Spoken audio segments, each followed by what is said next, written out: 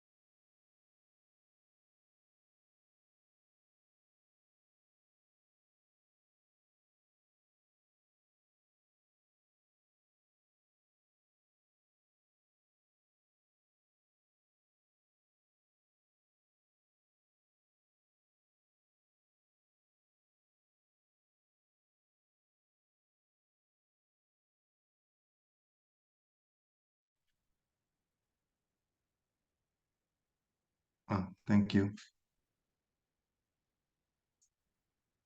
Good evening, Dr. Hi, Techno. good evening. So Yes, we're not able to open this immediately. I will now make you as a co-host. yes, please. Okay. Okay, now Okay, you're co-host. So I think you can admit students. okay. Yeah. Is it all right? Can I leave Yes, yes. Thank you, Miss Karen.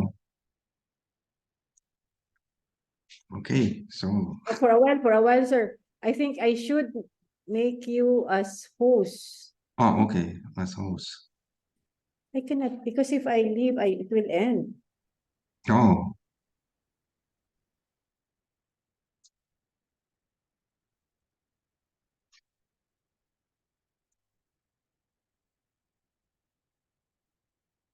okay. Thank you. So now I can leave the Zoom. Yes, thank you very much.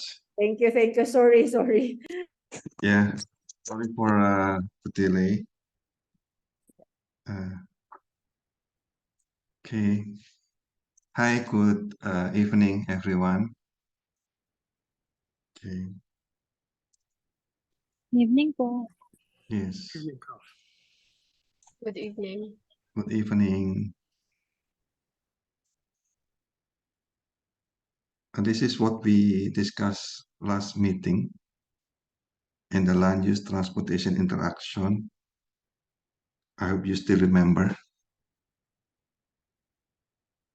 until here, right? Okay, so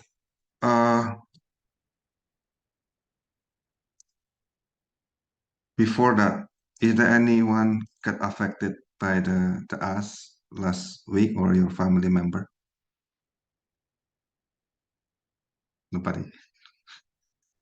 Okay, it's good. Yeah. Right. So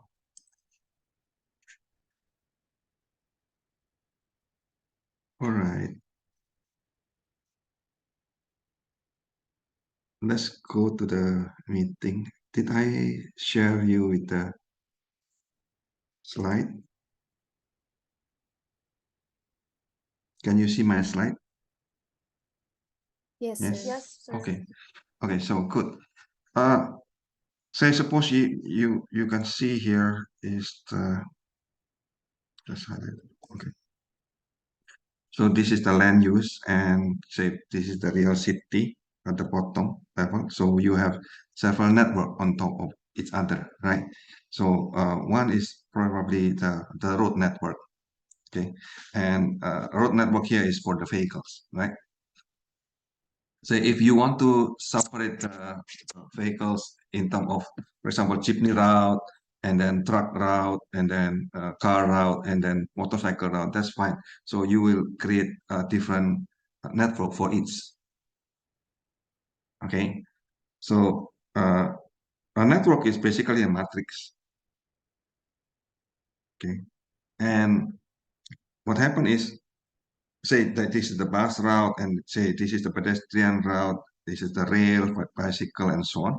Okay, so each of these matrix, okay, a network, you put certain value of what's called this PCU equivalent. That is the equivalent of its vehicles, okay, to passenger car unit. So basically, what we have is eventually we'll have one flow for all this combination of the linear combination of the network. Okay, and then each of these, for example, alpha, beta, gamma, and so on here, represent the uh, passenger car unit equivalent. Example, say, for example, bus is probably 3 times or between 3 to 8 times of car. So then gamma here is 8. Okay, motorcycle is like 0.25 of car. So then the motorcycle is 0.25 times the network of the motorcycle. Do you get the idea or not? So eventually you will get one network, okay, because you combine all of this based on its type of vehicles that you put in. Okay. Now, in terms of spatial organization, okay, so when we say transport network, it's not necessarily just road, yeah. So in the road, in the local, probably in the city, we said create for the road and transit system, right? But when we talk between cities, we will discuss about rail line, for example, the highway, the canals. Okay? And if we talk about the global system, usually we use air and maritime lanes. So these are represent uh, transport network as well. Okay, so if you go to Google Map, for example, you will see the lane of the shipping companies. Can you see? Go to Google Map, okay, and if you see, I will try to stop sharing this and then open Google Map, share screen.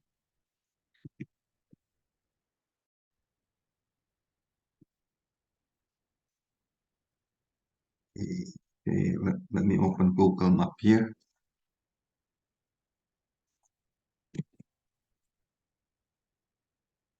Say Manila.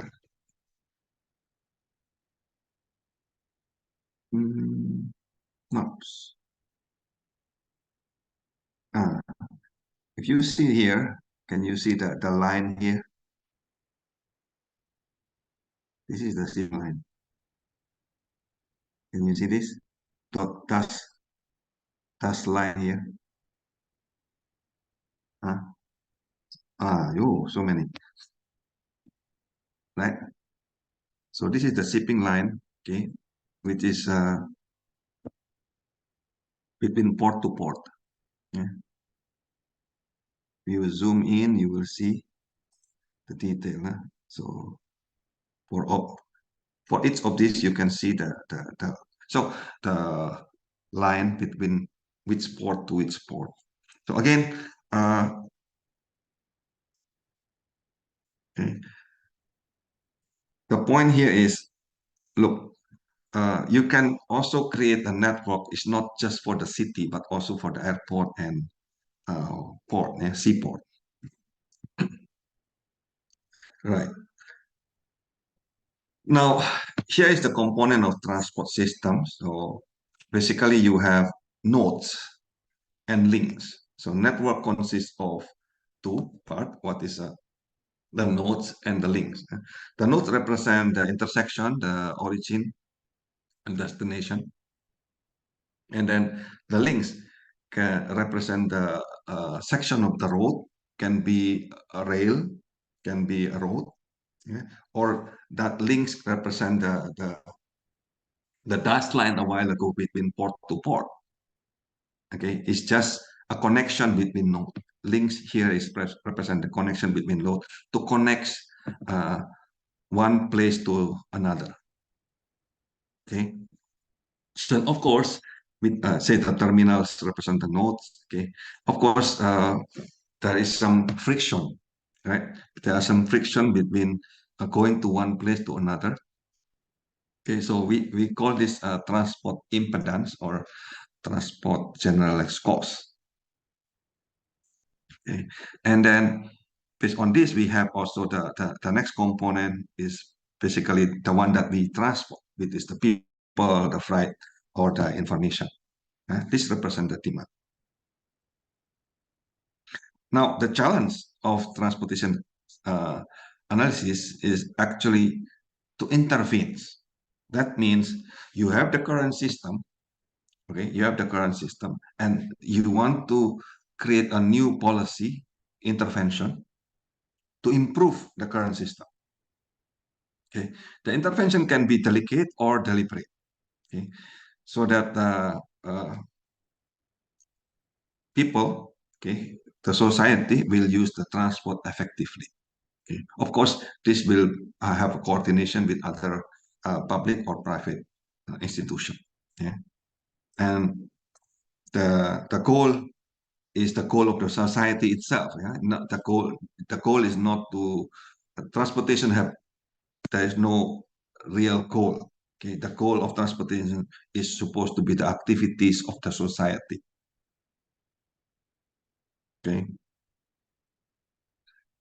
Now, when we say transportation system, okay, we must think in terms of total transportation system. So in that case, you must consider all mode of transportation, right?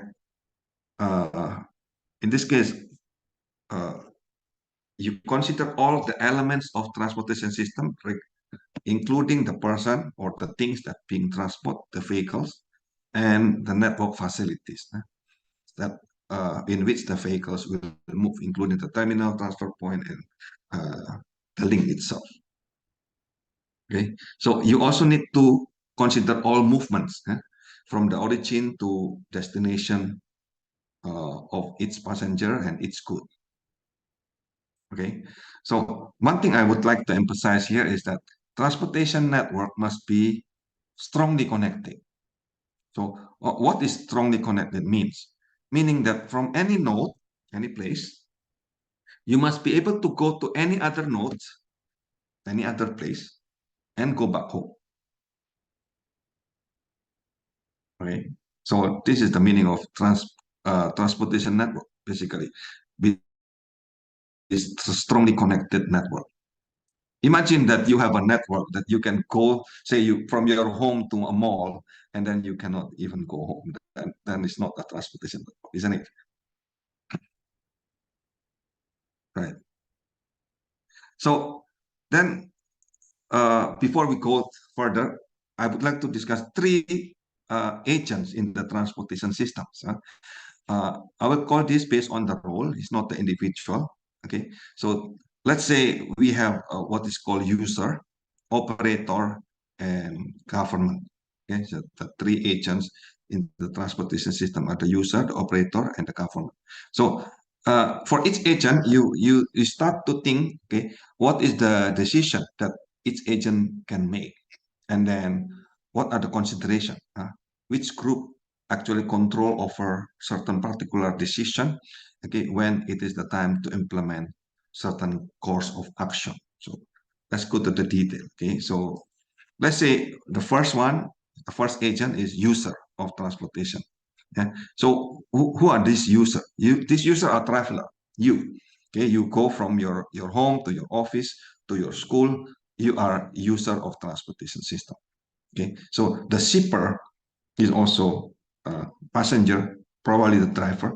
Okay? They are the user of transportation system. In this case, what decision they can make? Of course, they will decide when, where, how, and whether they want to travel or not, right? Okay. And then if you think about the agents, user of transportation, then consider this, okay? Which group are served well and which group are actually poorly by certain facility, okay? Probably they will served well by location or by trade purpose, okay, or by socioeconomic group. I give you an example. Okay, say if you put truck ban in a certain area, then you are preferring certain user, isn't it? So you disallow truck to travel at certain time, okay, at certain location, right? You introduce truck ban, so that means the truck cannot enter certain roads at certain time. So this will affect which group will serve well, so which probably the car user, okay, and the truck or the shipper will suffer because you introduced this policy. This is just example,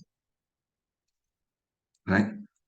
The second part is second agent is the transport operator. So when we say operator here is very general.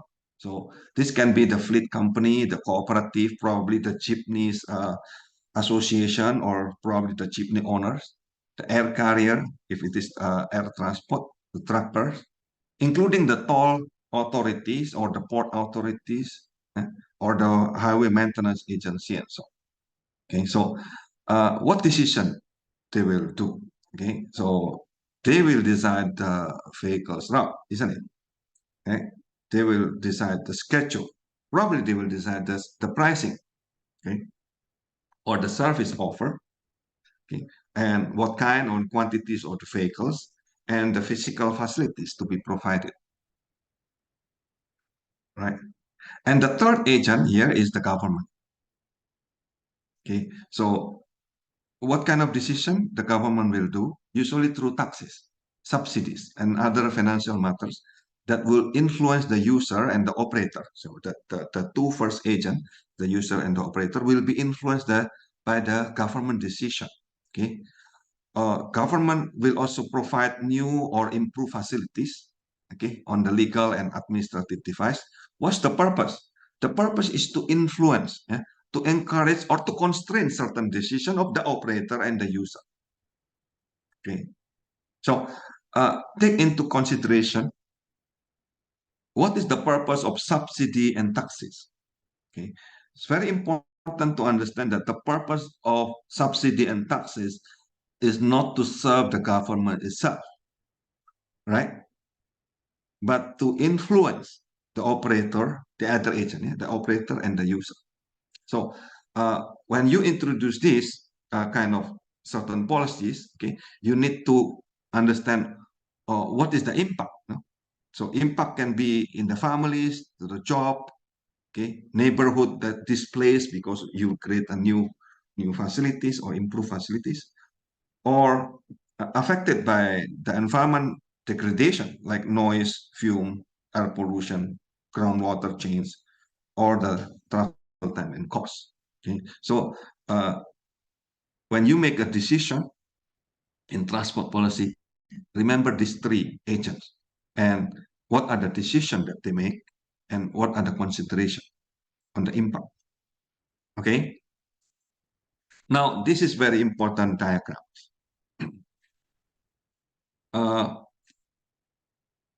So we have several sides here. Yeah?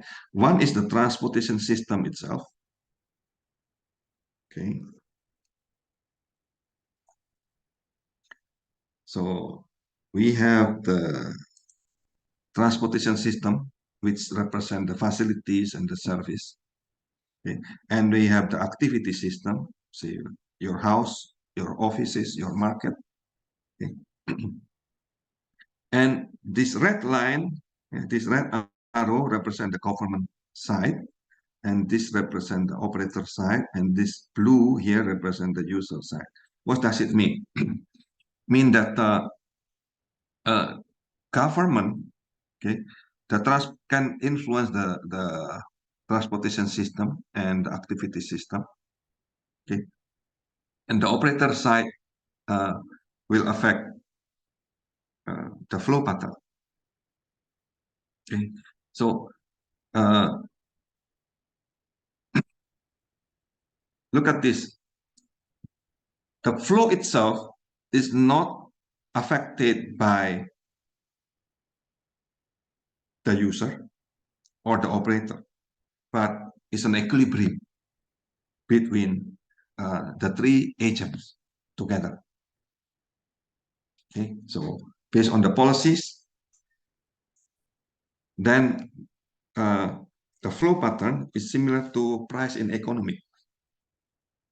Okay? You can only influence, but you cannot decide. Do you get the idea? Say, for example, government can do a road improvement, okay, and then the activity system here, say, for example, can reduce. We can introduce some policy to reduce or to increase the economic activities. Or, for example, the truck ban. Yeah? The truck cannot run at daytime, so they can only run at certain time. So these are the introduction to the transportation system and the activity system. So these are the government side, right? And based on this, the flow pattern, the congestion will change, right? Meaning the operator will get affected by that, and the user side will also get affected by this flow pattern. Okay. Now, this is what is called land use transportation interaction. This is the where the chicken and egg. Eh? Say, where do you want to start? Let's say we start here. Okay. So you improve the transport facility, probably either you reduce or you increase the lane. Okay, so you do road widening, for example. Okay. So if you change the transport facility or you introduce a new system like LRT or MRT, so you change the transport facility, what happened? Okay, then because you change the transport facility, right? Then the volume in that direction will change, correct? Right? So once the volume change, yeah, in the short term, so the red part here is the short term. When the volume change, that means the accessibility to go to that location also change, correct? Right. So now that place will be more accessible or maybe reduce accessible. Yeah. So accessibility to that place, okay, will change. So then what happened is the land price will also change. Okay. So land price is a function of accessibility. Remember, 2 weeks ago we discussed about the bid rent, right? Where say why we explain why, okay, the offices are in the city center and the residential or the farmland is outside of the city, right? That because the change in the transport system will affect the accessibility, and the accessibility will affect the land price. So once the land price changes, okay, then the land use will change. This is in the long run. Yeah? So the blue part here is the long run, right? Say from the residential, it changed become offices. Okay, when the land use change, what will happen? The activities in that area will also change. Okay, so when the activity change, right, then the production or the attraction of that place, okay, will also change. So it will have change in the trip generation, right? So there is a change in the transport need. And then it will come back again that we need to change the transport facility to cope with that demand. So this is like a chicken and egg problem. Yeah. Eventually, okay, if we follow this, okay, if the population keep continue growing and right with a certain area that you have a limited area, then the accessibility change, right? And the economic keep changing, growing, then eventually the transport facility will grow, become more and more complex.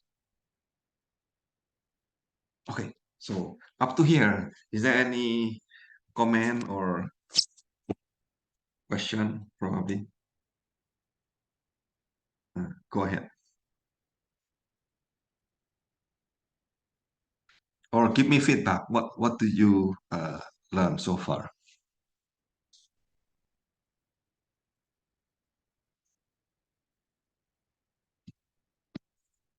Anyone want to say something?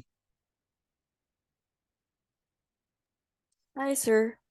Yes, Crystal. I'm just wondering po, how come there is no temporal component in this The, diagram? the, the arrow, the blue and the red part is the temporal component. But in terms of ano po, transport services, Transport services. like kunyari, I mean, sorry. For It's okay, it's okay. example, um, the operating hours of a certain service.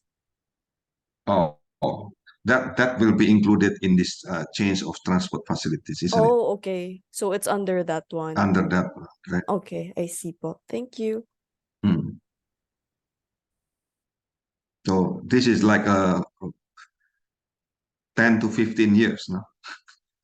Probably even more, right? So this cycle is like 10 to maybe 25 years.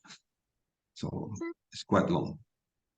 But you can see this pattern will continue. Right. Now, is there any other comments or question probably? Yes, Marie Grace. I was just wondering also, sir, like in the previous slide you showed us, the one before that with Mannheim that you mentioned, it This was one. mentioned, yeah, the socio-economic factor was considered like the reduction in economic activity. But in the slides previous to that, in the things that you consider for the transport network, the effect or let's say the impact of the transportation network was not included. The socioeconomic activity is not necessarily reduction. So this is just an example, Yeah, right? yeah, sir. But in the previous slide to this one, This one, the before that, yeah, this one. yes, in the considerations and everything, the impact of the transportation, let's say facilities, terminals, or infrastructure is not considered. The Like impact. the impact, like for example, usually when you put up a terminal where there are people, there will also be vendors who will That's use. correct. So Yeah. so I noticed that in this section, the impact of the planned transportation facility or Mhm. link is not included. Yes, you can include that in here, right? So the physical facilities to be provided, for example, that's represent the impact on uh, on the operator side. Is that correct? Thank you, sir. This is the physical facilities. So now this is the general term, no? So of course this is not the exhaustive decision points that we want to include here. Okay,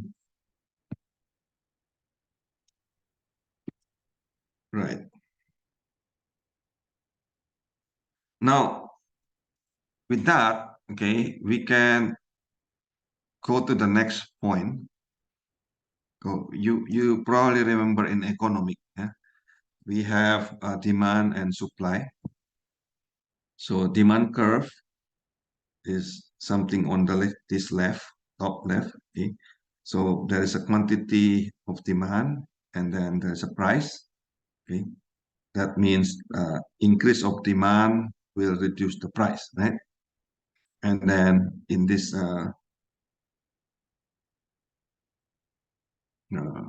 right side, the supply curve.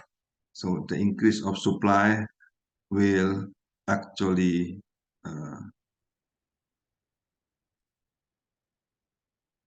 the increase of demand will reduce the price. Nah? The increase of supply will increase the price. Is that correct? Okay. So then we have the equilibrium between the demand and the supply. Right.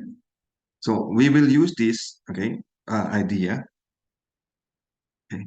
So for transportation, this is an economic, right? So the demand and supply here is representing by the flow, and then the price here representing by the travel time. Okay, so let's go to the numerical example. Okay, say we have a highway between two towns. Very simple example. This is very simplified. Okay,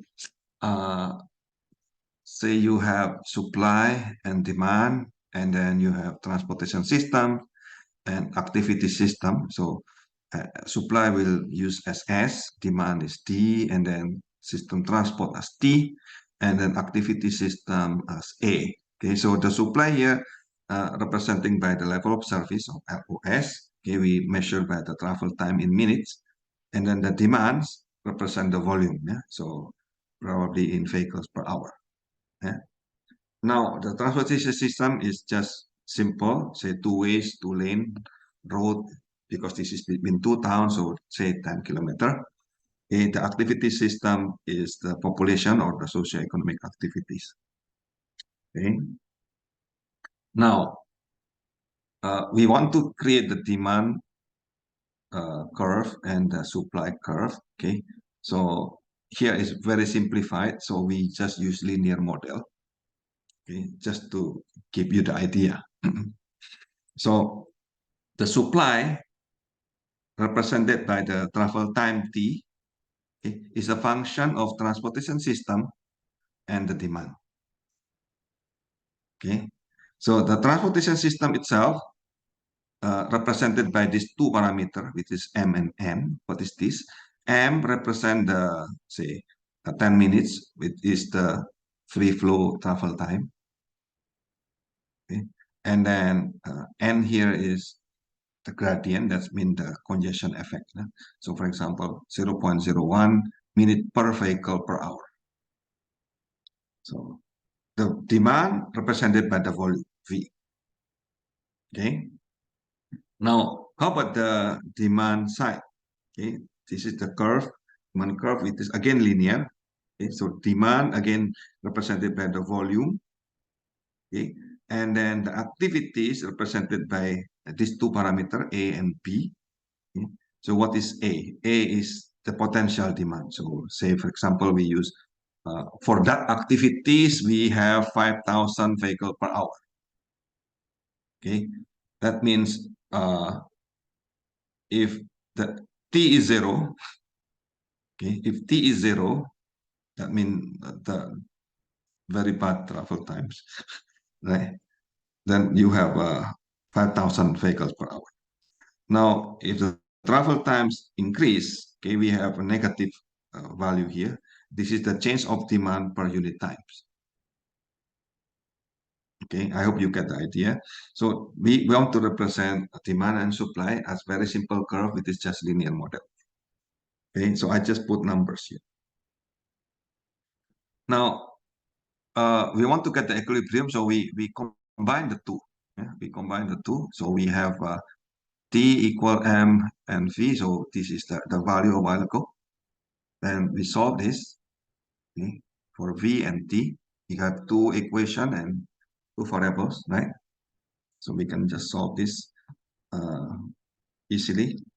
So we get 2,000 vehicle per hour for the volume, and the travel time, say 30 minutes. So this is the current condition. Okay, before we continue further, do you have any question about this?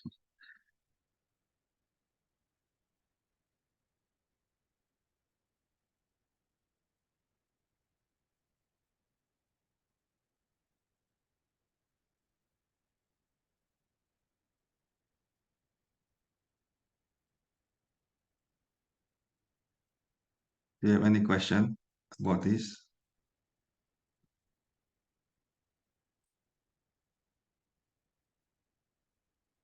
Is it clear or unclear? So if it is unclear, you can tell me so that I can explain further. Or it's just an equilibrium, okay, that say between the demand and supply, okay, for this transport system that we have with this two-lane, two-way, right? Yes. Okay. Now, let's say, okay, so this is the first point, yeah, F1 with this 2030 minutes. Okay. Say you introduce a new transport system.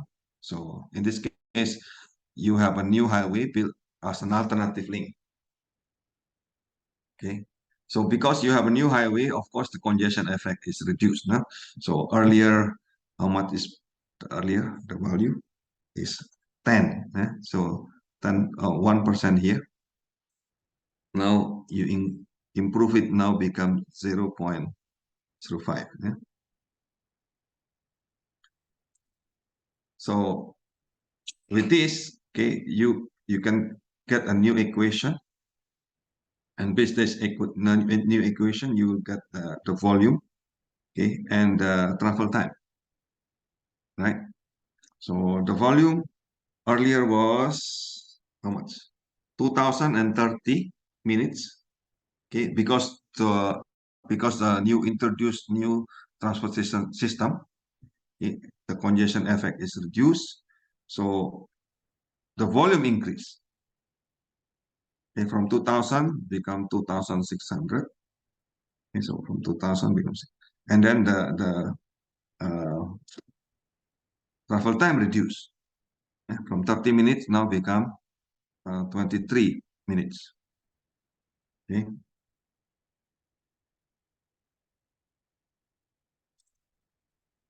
Yeah, there is a typo error of 0.05.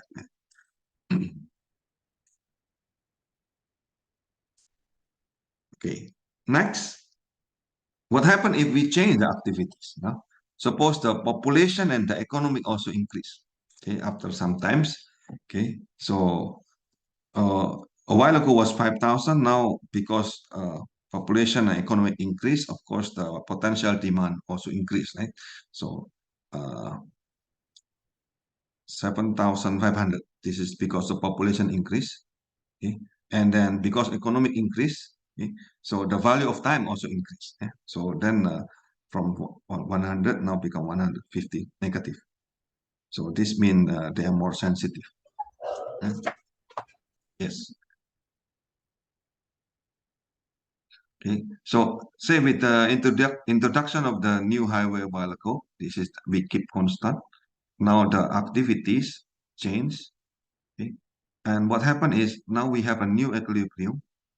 Okay, which is 3,430, and okay, because we have new highway and new activities, now increase, yeah, from 23 now become 27 minutes. Okay. Now,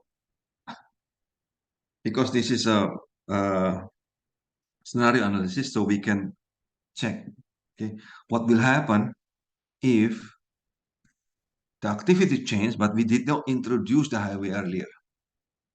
Okay, so this is what if scenario. Okay, what if the population and the economic increase, but we did not introduce the additional highway?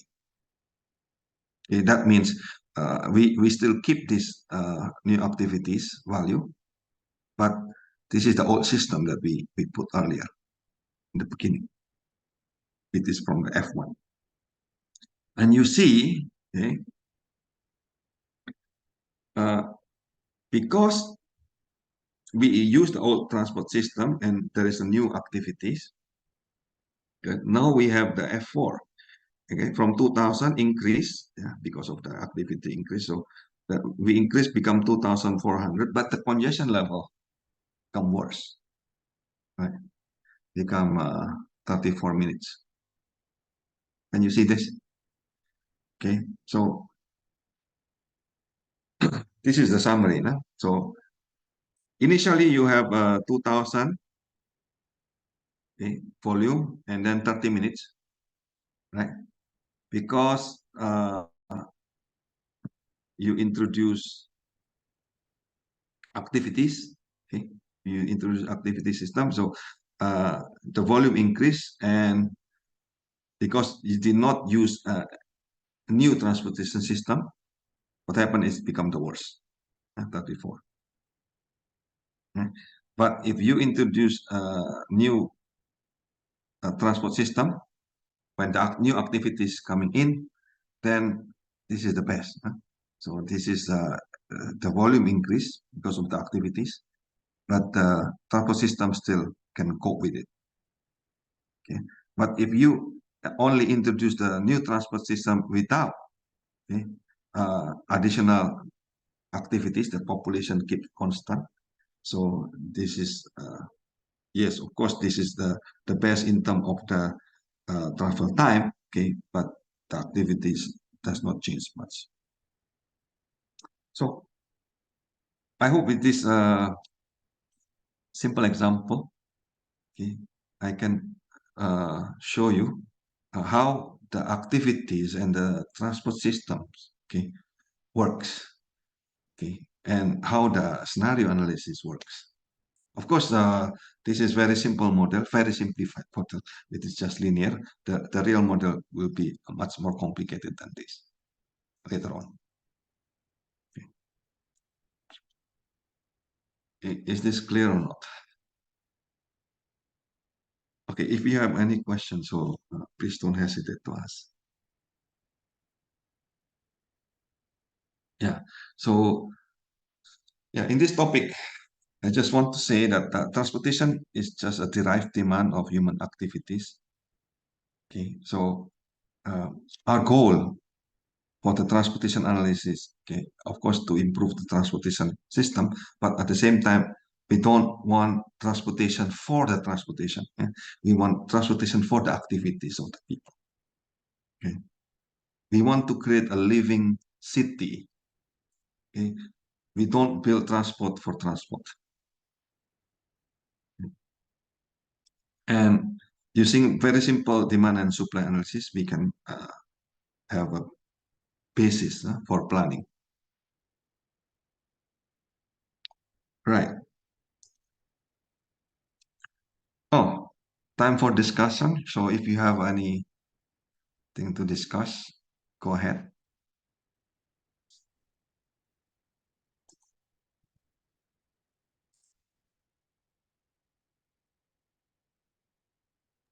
Prof, I just would like to ask a question about the model earlier. Can I clarify how can you determine if the sign for the factor of B is positive or negative? We have the demand and supply Mm-hmm. earlier. Okay, so we know this one. Share. Okay. We know that the demand curve is going down like this, and then supply curve is going up like that. Right? So we practically create that to create this curve the same. So this is positive, right? And this is negative. No? Okay. So Right. negative slope is Yes, negative slope. okay. Thank you. So, but you can see also here represent the potential demand. Okay, if you look at the value here, okay, the potential demand represent the effect of the population, right? Even in this very simple example of linear model, the A here represent the, if you don't consider the transportation itself, yeah? So there is always potential demand of the population based on the population. And B here is represent the sensitivity based on the value of time, right? Usually, when people get richer, okay, if the socioeconomic activities is higher, that means people get richer, okay, they are more sensitive to time, meaning their value of time is higher. Okay, then they are more negative here.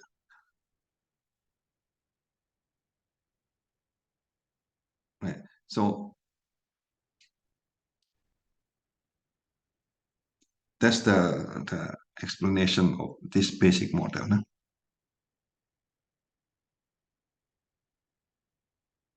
Yeah. So instead of price, so we change this into travel time. Okay. But if you look at this, okay, whether transportation, travel time, transport costs, okay, or in this case, the price is represent the transport cost, right? So basically, we generalize this into transport impedance, okay, meaning generalized costs.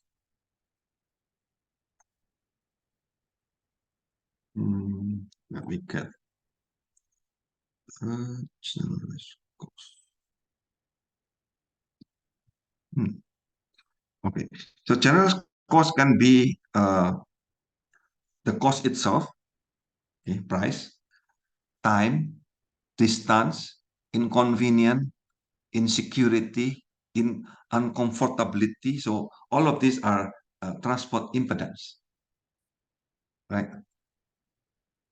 Basically something that hindering people to go further. Okay. So these are the represented by this T here. Okay. I hope this is clear. Is there any other question? So if not, so let's go to the next slide. So I'll close this. Okay.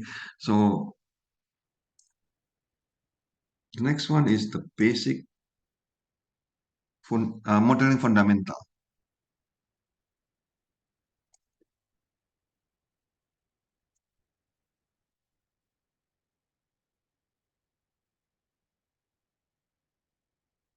So in this slide, I would like to discuss very general, okay, about what is model, what is modeling, okay, and type of models, okay, and how we say about calibration, validation, and caution on modeling. So this is a very general topic on modeling itself. Okay? So I would like to say that we are what we model in our mind, isn't it? So everything that you think is actually a concept or story, okay, which is a kind of mental model. Okay, so when you model, okay, so when a model become a standard agreement by many people, okay, then it become reality. So any idea that you have basically now become reality just because it is an idea that earlier just an opinion or just idea or something that you believe in. Okay, say for example, culture, okay, language, morality, even nation, even money, even the concept of marriage, even education itself, religion, law, even science and mathematics. Yeah, all of these are in the early way is just a concept or stories that we can think of just a mental model. After we accept it by many people, okay, then it become reality. So in the ancient models, we have this kind of example. Okay, people think that this is the elements of the world, right? And even horoscope is a model, no? Right? So the most important in model is actually the invariance. Okay, what is the invariance? The invariance is the constants. Okay, is the constant. So if you want to see the model, look at the assumption behind the model. The assumption behind the model is something that is constant, something that is invariant. So this is very general. Any model, not just mathematical model, including your mental model, including the law. Okay, so when we say modeling, yeah, what is that? Modeling is just the act to model. So there are many definition of modeling, right? It can be scientific modeling. So in here, when we said modeling, say modeling transport as our course, is the process of creating an abstract conceptual model, okay, and the use of object in the creation as predictive statement. So our goal is to predict and to control. Okay, so clearly we are not mimicking the behavior of molecules or a model as a fashion model, right? Okay, so modeling that we discuss here is a simplified description of a system. Okay, so our goal to assist model is tools to assist the calculation and prediction. Okay, so there is a comment here by Miller and Page. So modeling is similar to sex. Despite its importance, most people do not want to discuss about it. And no matter how much you read about it, it doesn't seem the same when you actually get around of doing it. Right? So any model, I'm telling you, any model requires faith. What is faith? Belief. Okay, so certain expectation. So in a scientific jargon, we call it hypothesis, axiom, or postulate. Okay, basically hypothesis, axiom, postulate are just faith, something that you believe, something that you accept without proof. So any model will start with that. But okay, unlike religion, okay, we don't do modeling in science using blind faith. So we need to test objectively. Okay, so as a scientist, you are trained to be objective and honest, right? So there are three view of models. Okay, one is the concept, the form, and the quantity. So say the concept is basically the abstract view of the model. Okay, what is the decision objective? What is the law? What is the principle? Okay, what is the long-lasting behavior? Okay, now below that, this is the macro. Yeah, the macro is the concept. Below that, you will have the form. Say the formula. Okay, this is the concept in descriptive term, more precise. Okay, you talk about the relationship between variables. Now down that you will have the quantified. That means the values given to the parameters. Okay, it can change based on certain uncertainty. Now the question is why? Why do we need to model? Okay, because our real world is large and complex, isn't it? So you are doing urban planning, then you basically use model in your daily life, right?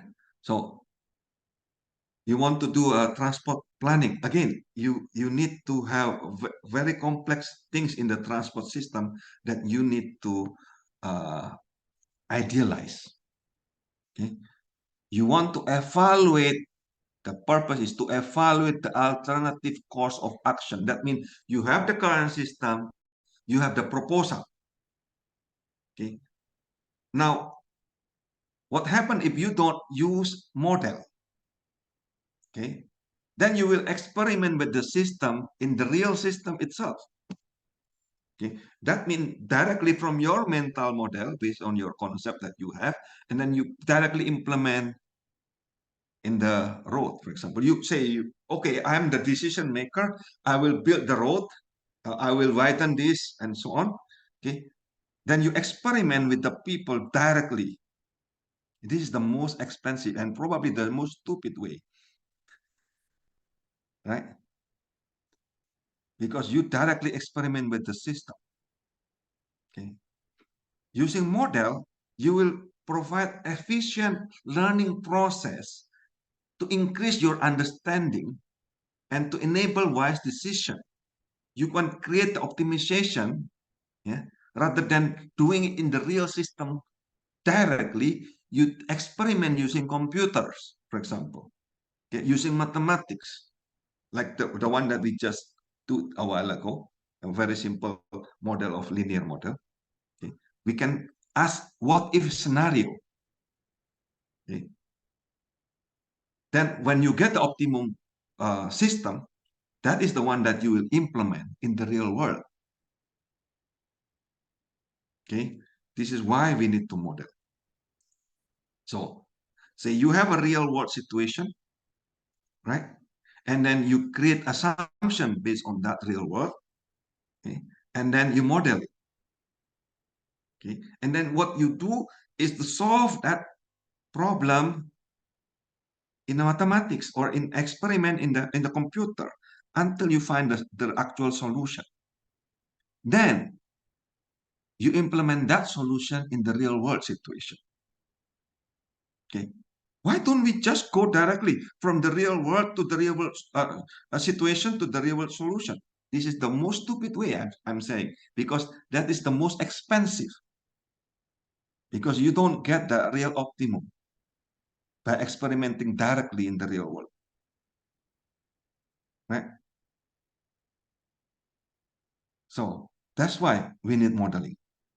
This is very important, okay? Why we need modeling? Because we don't want to experiment directly that affect the people.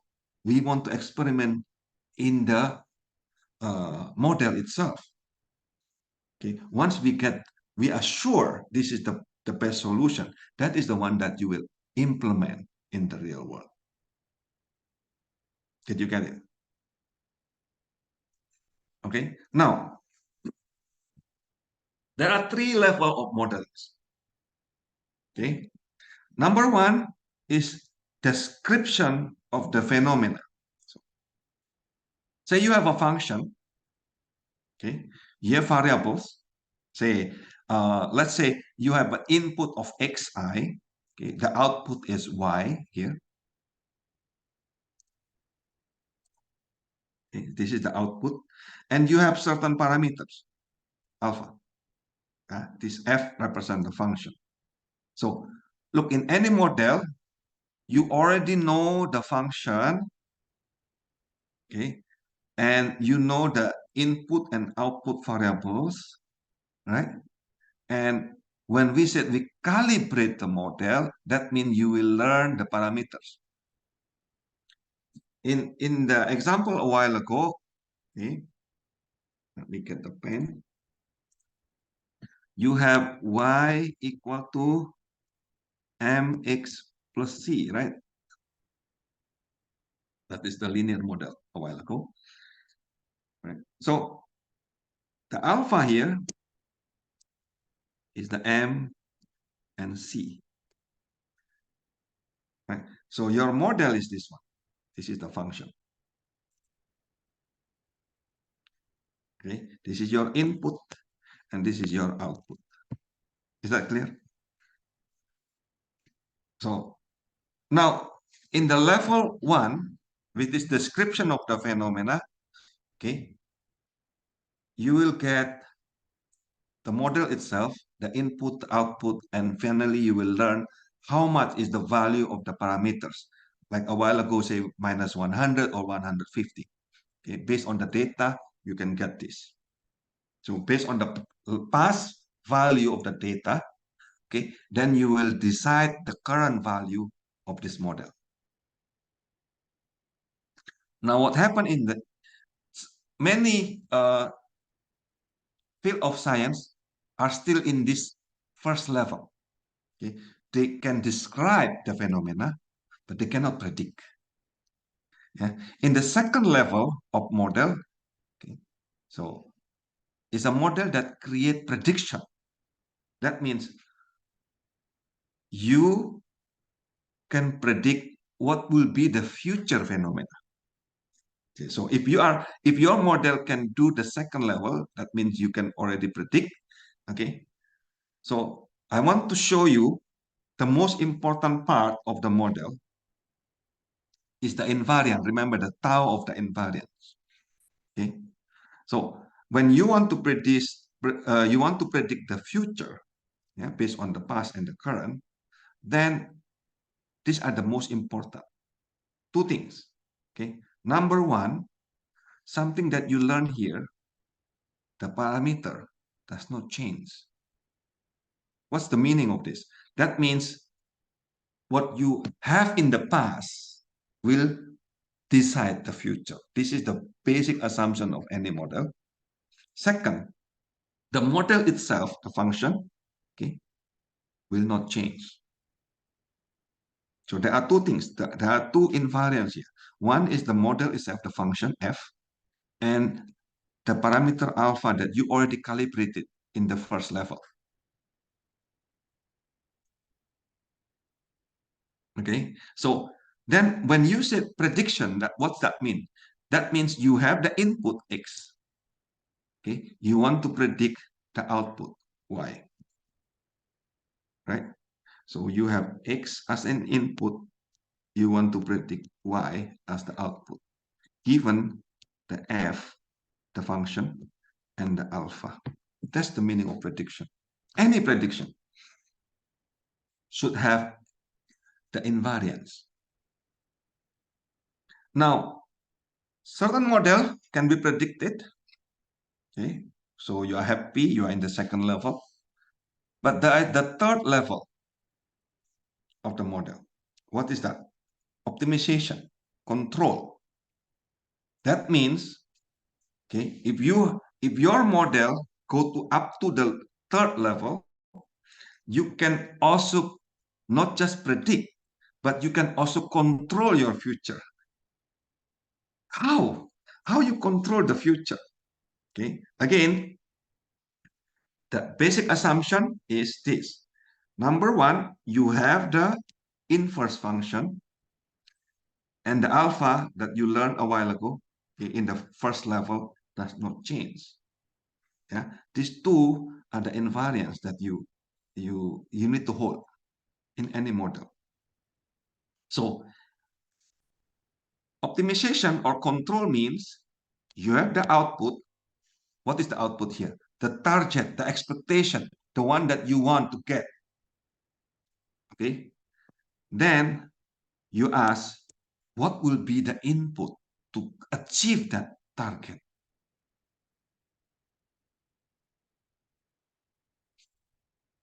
Okay. To achieve the target that you want, to achieve the purpose that you want, what will be the input, the xi here? Okay, up to here. Is there any question first before I go further? This is very high level concept, but I hope you understand what I'm talking. Sir, I have a question. Yes, go. In the third level, control and optimization, wouldn't implementing a model for control for the third mean you'll also have to predict the effects of, Yes. so Yes. it comes back to prediction as well. It's different. What's the difference? Okay. In prediction, say for example, you have a linear model like this, y equal mx plus c, right? Yeah. So the input is x, the output is y. Yeah. In prediction, you have the input, right? And you predict the output.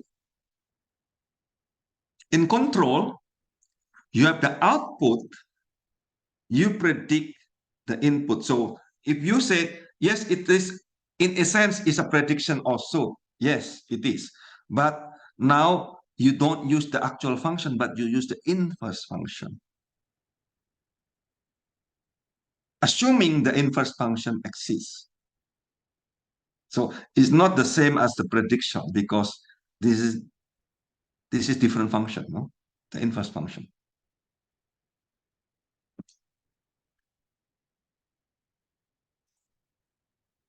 So what do you think? You can say anything. Thank you po, sir. Hmm? I get it. So, You got it. so sir, they're like prediction, kind of like similar, but you just the output, the thing you predict is the one that's different. For Yes. prediction, it's the output, and for control, it's the input. Yes. Usually the output represents your target. Right? For example, I want the economic to increase certain level. Okay. I want the people happiness in that city reach certain level. That's the output, right? Okay. So using that target as the input, okay, the purpose, the target is as the input. Now you want to get the model input, which is the X there. Okay, in that case, what should I do? So control means you have certain purpose, you have certain target that you want, say certain happiness, certain economic, yeah. Then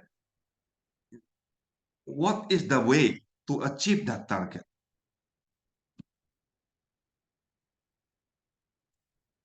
Yes, let's see. Hello, sir. Can I have an example, sir? I mean, I made a model from the previous lesson earlier about the demand and supply. I would just like to show it if it will Okay. make it a little. Wait, sir. I will just have to share my screen, but Okay, go. it's you I can think it's disabled, sir. how Uh, to put. I will make you co-host so that you can share your screen. it's actually just a simple mathematical model to Okay. from Can you the share your screen, Bessie? yes, sir. I will just share my screen. Can you see it, sir? Not yet. Not yet. Loading. It's actually. Okay, there. Good. Are you able to see it? Yes, From I'm able to see. from the example earlier, we said it's the same linear equation. The y is Correct. equal to mx plus c. So I just made a calculator. So I don't Correct. have to manually compute it. Awesome. Yeah, so Yes. earlier we have the value or the value given for M, N, A, and B, and then these are the values that Four values. Correct. that we are trying to Achieve the equilibrium. Yeah. change from the existing activity to the new activity, from the new highway to the old highway. So basically, sir, Technomo is talking about the first example earlier. Right. The description. I mean the prediction. This is the prediction. You're trying to predict for the travel time and also for the volume or the potential demand. Correct. And now we want to know what will be the input for this if we try to achieve a value of, for example, the original value here is 2,000, right? From the Yes. first case. That's the first case. Right. So what we're trying to do, what will be the value for this? Or let's say for letter Say, for example, V here, what will be the value if V is 4,000? what will be the value of A and B. What do you mean, sir? Yeah, What for do you- example, in here you have t is a function of uh, t is a function of v, right? And then v is Yes. a function of t. That's correct. So, Yes. and you have a 4 parameter here, which is m, n, a, and b, correct? Yes. Okay. Let's say, for example, if we change the n, we are trying to propose another a highway or a additional supply for the transport. Mhm. So let's say we have 10 still here, and then we have still have 5,000 here, and then Mhm. 100 here. Now we wanted to change this into let's say 2,200 at least. We just go to the I have a shorter Yes, yes. the You goal set. can, yes. Yeah, this is the You what can if use analysis. what if analysis in Excel. The what if analysis, you go to Yes, the and goal do a set. goal seek. Very good. Then the value that you wanted to value, let's say we say 2,200 earlier, by changing what value, this one. So you just have to do the goal seek, and then it will compute it for you. What should be the value of n, so that your V or your potential demand would be 2,200. So what kind of intervention are you trying to propose to make your N a 0.008? So that's how the controls work. The No, different no. Resi, can I? okay, sir. Sure, So, sir. No problem. okay, so N, M, A, P are basically the alpha. Yes, sir. Okay, the one that you just did a while ago to go the goal seek using what if analysis is basically the first part. That is to to calibrate the Yes. model. Yes, sir. Okay, so understanding phenomena means you want to get the value of this M, N, A, B, which is alpha, right? Yes, sir. Now, say for a certain travel time as your output, say the output is travel time, okay, what will be the input? Say you have the MNAP given, is already given, right? Yes, sir. So now, say you use the same thing, 10, 0.01, 500, 5,000, and minus 100, for example. That is the alpha does not change. The model does not change, right? So for the T to be 25, for example, what will be the volume? That will be the control. Okay, sir. What would be the volume? Right? Meaning you given the output, you want to get the input. Yes, sir. In this case, the model does not change, which is linear. Okay? But the parameter represent the alpha there. M, N, A, B are the alpha. Alpha is a factor in this case, right? Yes, sir. That's the alpha here. Since Right, it's right. LV. So, of course, in the reality later, the model is much more complex than this simple model. Nah? Yes, sir. Yes, It's but just I basically hope you understand the meaning, okay, of level 1, level 2, and level 3. yes, Okay. So, say for example, certain field like history, right? They probably learn how to understand the phenomena, okay, or what happened in the past. Right? So, but very hard for the historian to predict, right? Based on the past, what will be the future. So it's possible, but it's very hard. But once they can do prediction, okay, they will go to the next level, which is to control. Okay, if this is the society based on the in the history, what should be how to control the society to achieve certain objective. Again, another field which is hard to achieve level 2 and level 3 is probably anthropology, for example. Yeah, culture. Right? Hard to achieve does not mean cannot. So it's possible, but it's hard. Right? So based on the culture, so they understand the phenomena. Right? Or how the people relate to each other and so on, based on the certain culture. Okay. Probably with that phenomena, they can start to understand how to predict, okay, what will happen if we do this, or what will happen if we do that, right? Now, control means how we will optimize so that the society of that culture will achieve certain objective. In terms of urban planning, also like that. So you want to achieve certain objective. That means you need to reach certain third level of the model, which is not just predict, but also what are the input or the steps to achieve that objective that you want to achieve. Is that clear? Yeah. Thank you, Rishi. Yeah, you're amazing. Yeah. Okay. Christian. Yeah. Christian want to say something. Yes, sir. For the third level, the control and Mhm. optimization, Mhm. would climate change targets be applicable? For example, for example, we already know how much transport produces in terms Mhm. of emissions, and then we Mhm. have a target which we want to achieve.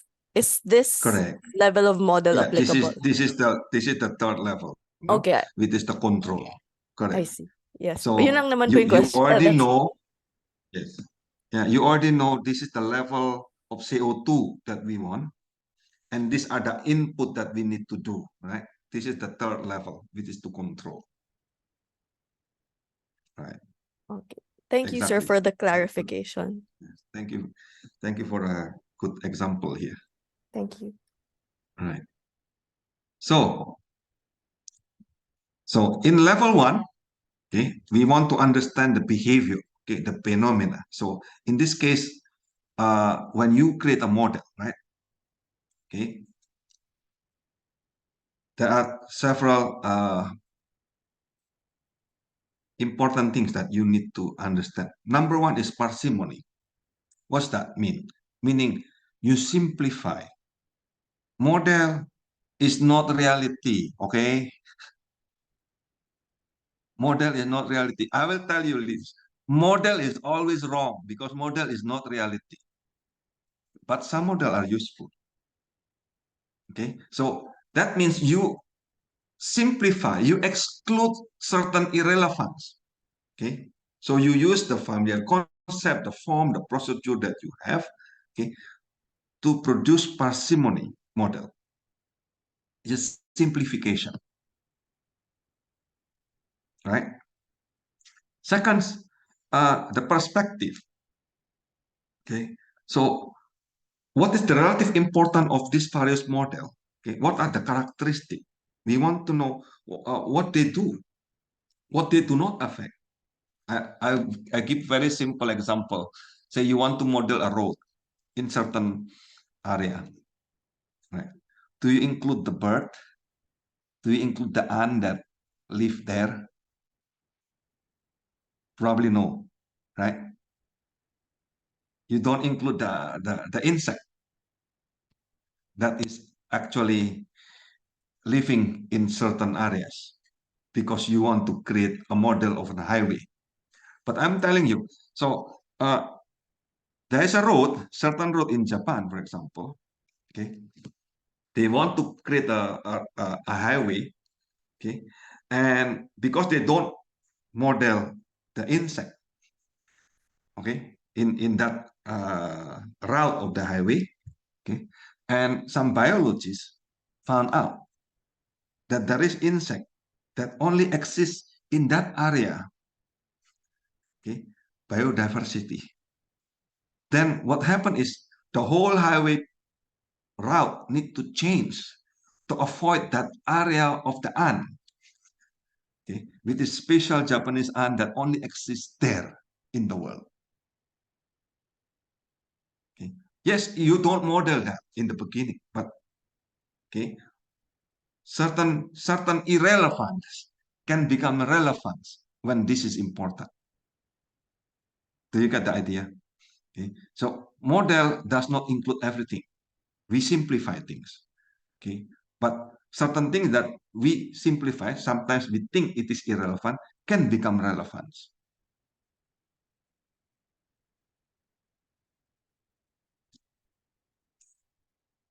Okay. So model is always wrong, not necessarily correct. Okay? Because we already exclude that what we think is irrelevant, but actually it probably relevant. Right. So simplification. Okay. Level 2, prediction. What is that? Of course, we want to extract the maximum relevant information from the history.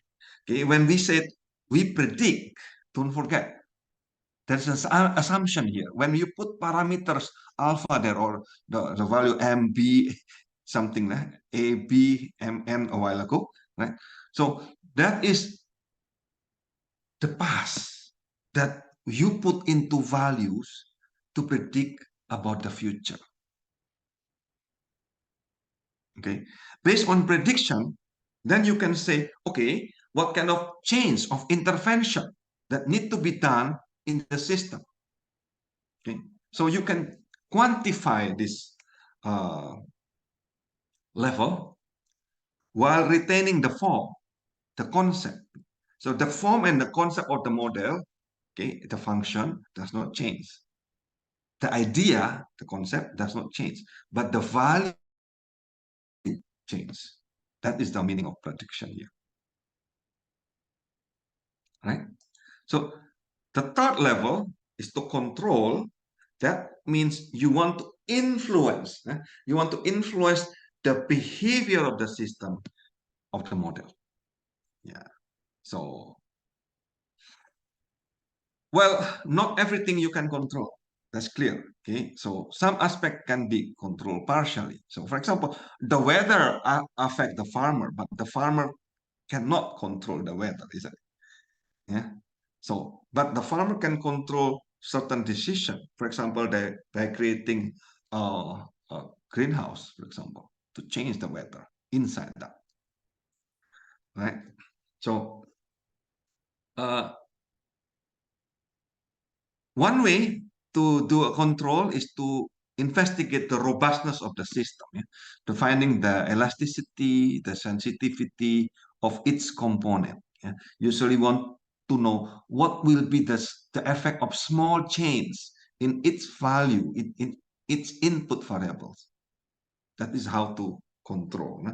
So if we change x1, if we change x2, okay, certain factor, okay, which one is more sensitive? That means we want to get the higher impact with the small change, right? So what is the smallest change that we want to intervene in the system so that the impact will be the highest? That is how we control. Okay. So model itself is a specification of dynamic behavior. Okay. So model is a substitute of the entity, the object, event, or phenomena, basically the system, okay, that we want to do experiment. Okay? Again, the purpose of the model is to experiment in the computer or in the mathematics rather than to do it in the real world.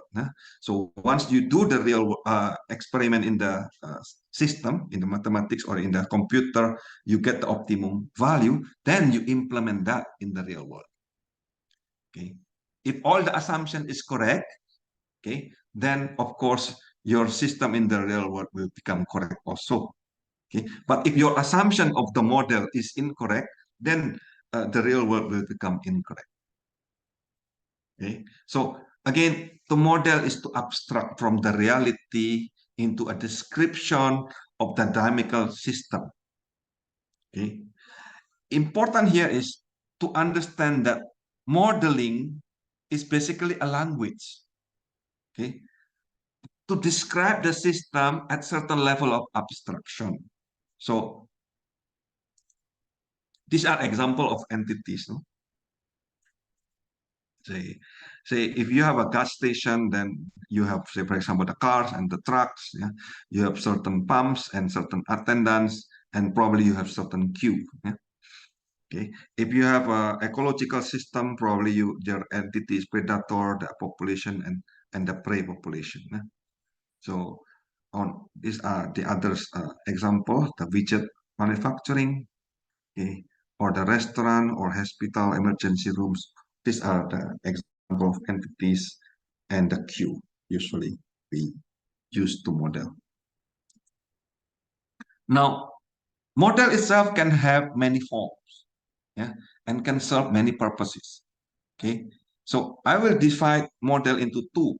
One is called physical model or scale model, and second is called symbolic or abstract model. Okay, so within the symbolic or abstract model include the mental model, the chart, the pictorial, yeah, the graph, diagrams, any table, any matrix, or any mathematical model that's included in the symbolic.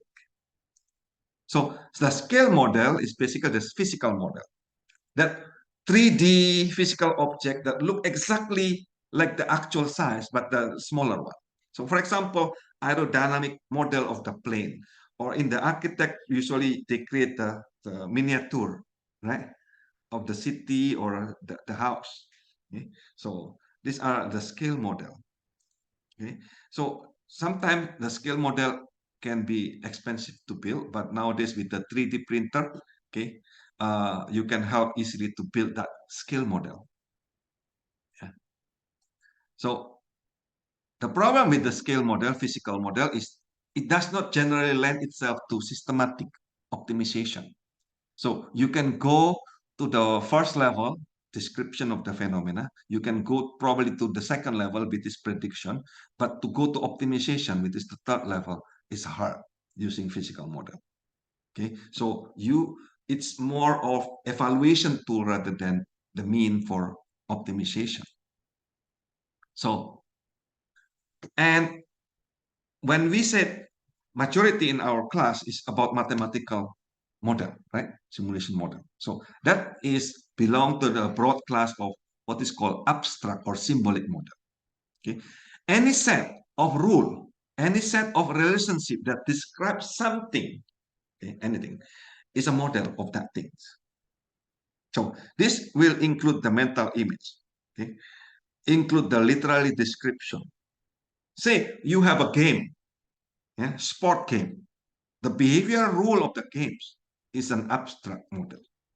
Say you have a law, legal code. These are also mental model or abstract model, symbolic model. Okay? So one of the most important symbolic or abstract model is called mental model. It's a model inside our mind. Okay, our mental model process to use the concept which manipulate into new arrangement.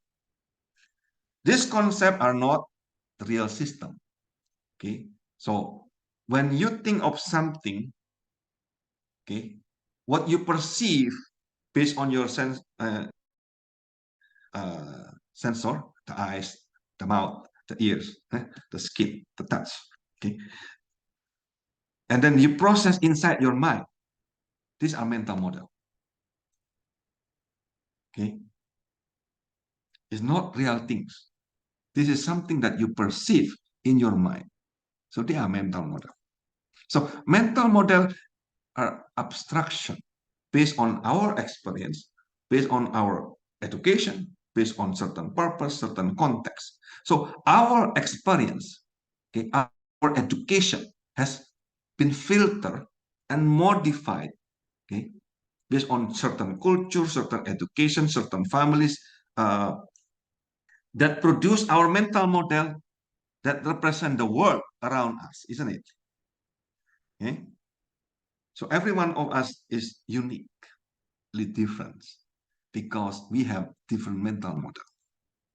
So the problem with mental model is stable, overly simplified. Okay, so when something happen contradict our mental model, we tend to dismiss, okay, of what happened. Okay, we don't want to modify our belief.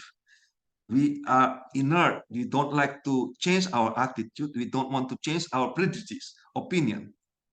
Okay, and when we deal with certain complexity, we tend to confuse, right? We tend to be dogmatic rather than empiricist. So we need mental model to think. So all of our thinking depends on model, which is in our mind. We are what we model in our mind. Okay? So mental model is very important. So, but our mental model is actually also ill-defined because it keeps changing. We keep changing our own assumption. Sometimes without aware, we change our purpose, yeah, without realizing it. Okay. What's the problem with mental model? The assumptions are not identified clearly.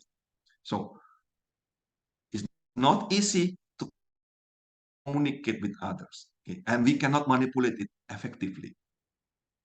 Okay. So of course, with that, we can go to the next abstract model, which is pictorial. Yeah? So it's just sketch, chart, photograph. Okay. For example, like X-ray is a pictorial model, isn't it?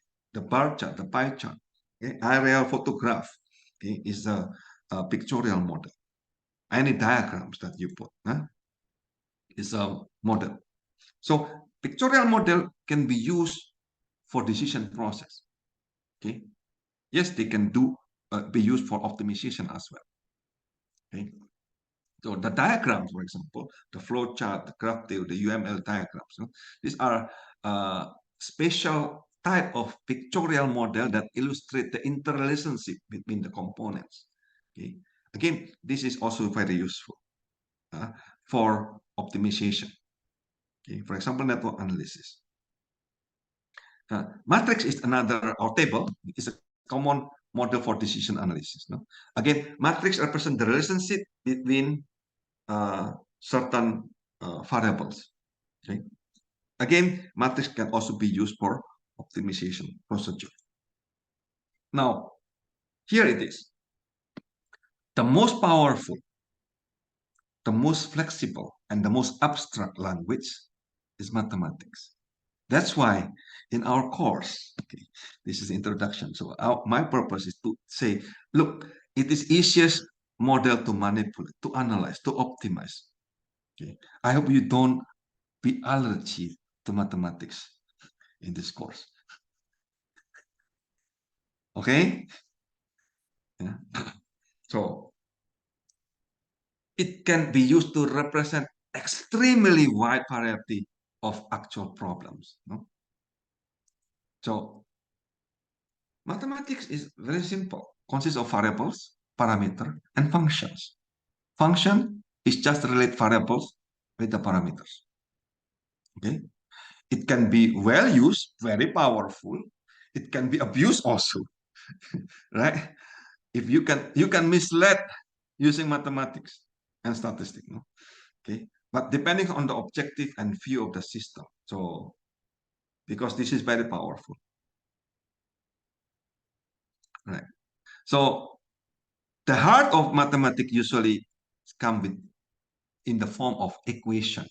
So, the most important sign in this kind of example of equation is the equal sign. That's why we call it equation, because it's equal between the left-hand side and the right-hand side. Okay. Sometimes you model based on definition. For example, revenue equal to productivity times price. That's clear definition. Okay. Profit is equal revenue minus cost. Again, that's clear definition. Say population of time 1 equal to population, current population. Okay. This is next year population. And then the birth of this year, the debt of this year minus, and then the net migration of this year. T here represent this year. But there are certain model that is not definitional. That's based on data, right? So this based on correlation. So for example, the sales represent is a function of GNP, represent the advertising expenditure, and so on. Any factor you can put in. Okay, so to model, you can use both sides, yeah?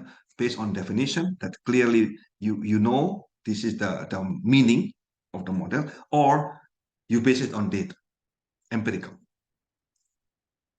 So in that case, we go to the next topic, which is model creation.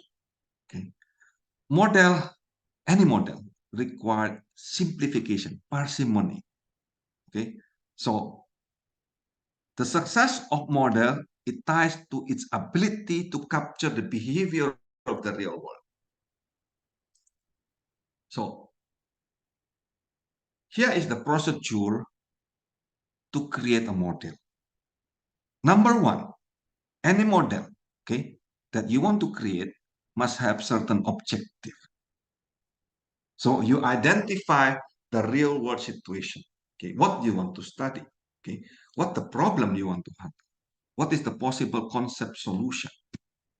Okay, then you select assumption, certain set of assumption. Assumption is something that you believe. Again, let's start with faith, yeah? Postulate, right? So select consistent view of the system. Okay, and then you start to create the mathematical description. Okay, what are the variables? What are the relationship between these variables? Okay. Once you have that, then you fit the data with the model that you created. This process is called calibration. That means you fit the real world data and your model. Okay, and then you validate for the prediction. Once you have the model that you have calibrated, meaning the parameter already known, okay, then you can simulate. You can do what if scenario. Okay, you analyze to solve. What happen if I do this? What will happen if I do that? Right, and then you discuss. No? So you interpret the solution in terms of the real world situation. And then, number one is calibration. Number two is validation. Number three is verification. Okay, verification means check the answer. Okay, whether it is actually reasonable or not. Okay, remember, model is always wrong. Some are useful, right? So check if the result of the model is reasonable or not. Okay, if the prediction agree with the experimental result or not. If not, then come back to probably your assumption is wrong, right? Now, if this is true, then you can use this model for prediction and control. Okay, up to here. Is there any question probably or comments? Yeah, this is the usual procedure. Yeah, I guess this is what you will do in your project as well, right? So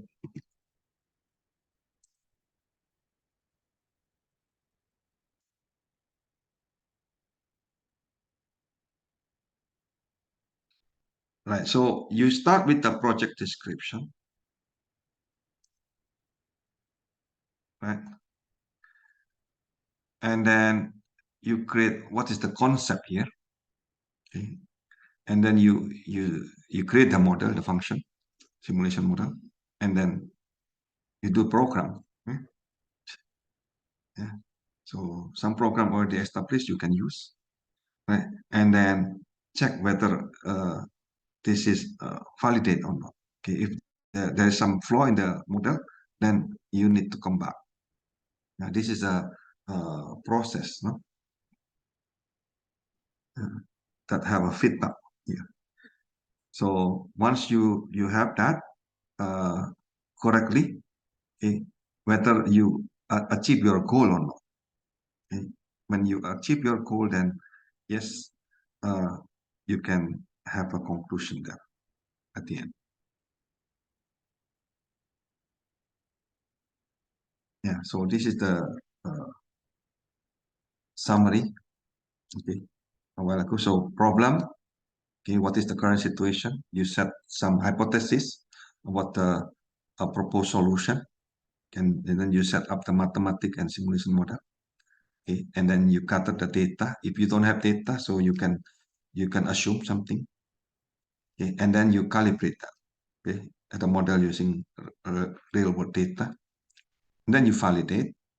Okay, and then you run the current model and the hypothesis. Okay, the proposed solution, and then you compare in terms of the phenomena, in terms of prediction, in terms of control. Okay, so for your project, I hope you make these steps. Okay, so important here is when you want to control something, right? Your goal is to intervene, isn't it? So in the transport problem, so you want to intervene. That means the variable that you want to use, you want to intervene must be there in the model. Otherwise, how can you intervene, isn't it? Logically. Huh? So if you want to predict or to control X, variable X, then obviously that X must be inside your model. Okay? Without that, you cannot control.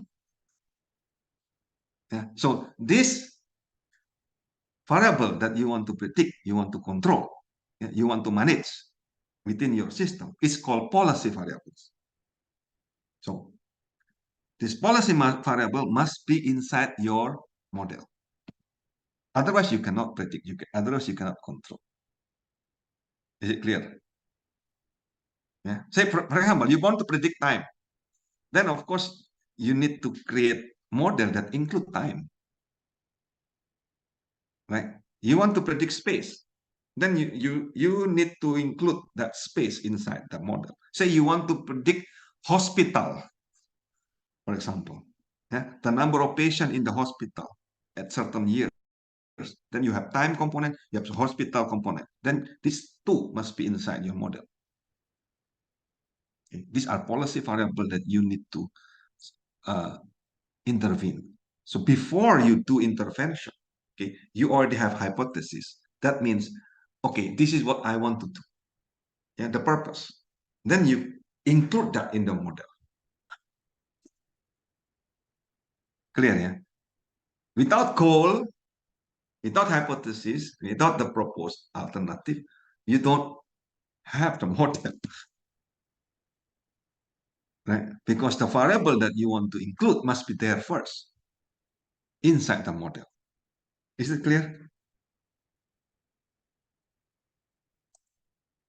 So the output, right? We have several variables that a while ago I talked about policy variables, right? Something that the management or the government, okay, or you will exercise certain decision. That's called policy variables. But there are also other variables. No? Output variable is the final information of interest. So what is the result that you want? Okay. There are also called external variables. That is a variable that is exogenous, uncontrollable. For example, the sun. You cannot control the sun, right? So the weather itself probably you cannot control. So there are external variables that will affect the behavior of the system, okay, but you cannot control. So that those variables are called external variables. There's also input, policy, and there is also internal variable, state variables. State variable are internal variable within the system. Okay, so this is a subsystem. That value will determine the system equation. Yeah. For example, in mechanical system, there is position and velocities, which is inside. Okay. So the ecosystem will have a population size, for the animals and the plants, for example. So these are inside the system. They're always there inside. So these are called state variables. So state variable is internal variable within the system.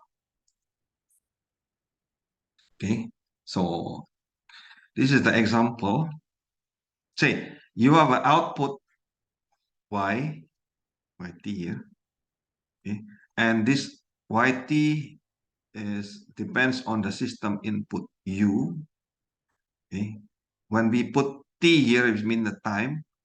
Okay, that time t mean current. U here is the input at current time, and then yt minus k here is mean the past output. The past behavior will affect the current behavior. So the k here can be 1, 2, 3. That means how many years in the back will affect the future. Okay. Now the state variable yt here is the summary of all the past input, yeah, ut and the past system. So this will become the state variables, the internal variable within the system. Is this clear or not? So you have input, you have output, and you have state variables. Yeah. Yeah, of course, there are many other input variables. No, so you can say, okay, this variable can be random or deterministic. Yeah. Random means probabilistic in nature. Yeah. Deterministic means you have only single value. Okay. There is also luck output, like a while ago, yt minus k. Yeah. That means there is a previous output that will affect the future or the current. Luck output is the yt minus k here. Okay. So say you have this is the model. Yeah. The rectangle here represent the model. You have an input. Yeah. So you have many variables input. You have output variables. Okay. And then you have certain parameters. These are the two. The parameter is something that you assume to be invariance over time, isn't it? Okay. So the input can change over time, but the parameter is something that you assume. Again, that this assumption is very important. That means you know behind your back that this is the one that you assume. Any model, the most important part is what is the assumption, right? Something that invariant. That is the one that you need to tell. Clarification. Okay. Then based on these two, you create the rules. Which is the model. Okay. Internally, you probably may have or may not have state variable inside the model. Okay. Then this will produce the output. Yeah. So this is the big picture of any model, abstraction. Now, say I have the world. On the top here, I have the world. Okay. On the bottom here, I have the model. Okay. So say at time t, we have this model of the world. Okay. Probably this is the reality. Okay. So we can assume there is a function f that will transform the current situation in the world into the future. Okay. So when we model, we abstract this complexity of the world into very simple model that we have. Okay. We abstract this function that the world exists. Okay. That will transform the real world situation now into the future. We abstract this into a function again. Okay. Based on this model, we use this function to predict the future. Again, we hope, okay, if our assumption is correct, we hope that this model will represent the reality at certain points. Okay, not the whole things. Okay, because we simplify. But our hope is using this model, okay, we will represent the reality. Okay. So, in reality, the model itself is very complex, right? So the behavior of the entity in one level here in the world, okay, may create a new emerging properties, okay, that will affect, okay, the behavior. There are things that is emergent. Example, economic, right? You don't know, is say the economic say there is a hand of God that actually determine the price, right? So we don't know what is the actual things affecting the price. It's an emergent behavior. Yeah, we probably can control certain aspect of it, but we cannot control everything. The same thing with the flow, traffic flow, the demand. We can say we can control certain things, but we cannot control everything, right? So there are certain emerging behavior that we need to consider. It may happen. Now, if you want to model the complex system, it is the reality, which will include the space and time, right, as inherent variables, then you may have different type of models. See, if your model is only talking about the time component, then you create dynamical system. Say differential equation. Yeah? If your model is practically about space, then you create network graph. Okay, so there are certain models called servo automata that include both space and time. Yeah. Right, but currently the latest model is usually called multi-agent system (MAS), which include the space, time, and agent, where each agent can learn, can adapt, okay, and it will connect behavior between agents through a network, okay, with some kind of diversity in kind of properties, yeah, and the values. Yeah. So anything we can model as MIS. No? So this is the example of model, which is usually used in disease model, like in COVID. No? So we call this SIR, no? Susceptible infected recovery. No? So very simple model. Okay? The probability of susceptible, okay, depending on the number of infected people and the total number of people in the population N. And then the probability of infected depending on the number of susceptible people, okay, and then number of population, and then again the number of recovery depending on the number of infected. These are all difference equation, yeah, or differential equation. There is no geography, no friendship connection, no time, only flow. This is very simple model. Okay, but when we model the complex system, okay, we will model the connection between each person in time and space in the micro level. So if you model the complex system like this, right? So you will have, when we say complex, you will have several levels. Okay, you will have several levels. One is called macro level. Okay, second is called micro level. Sometimes you have meso level in the middle.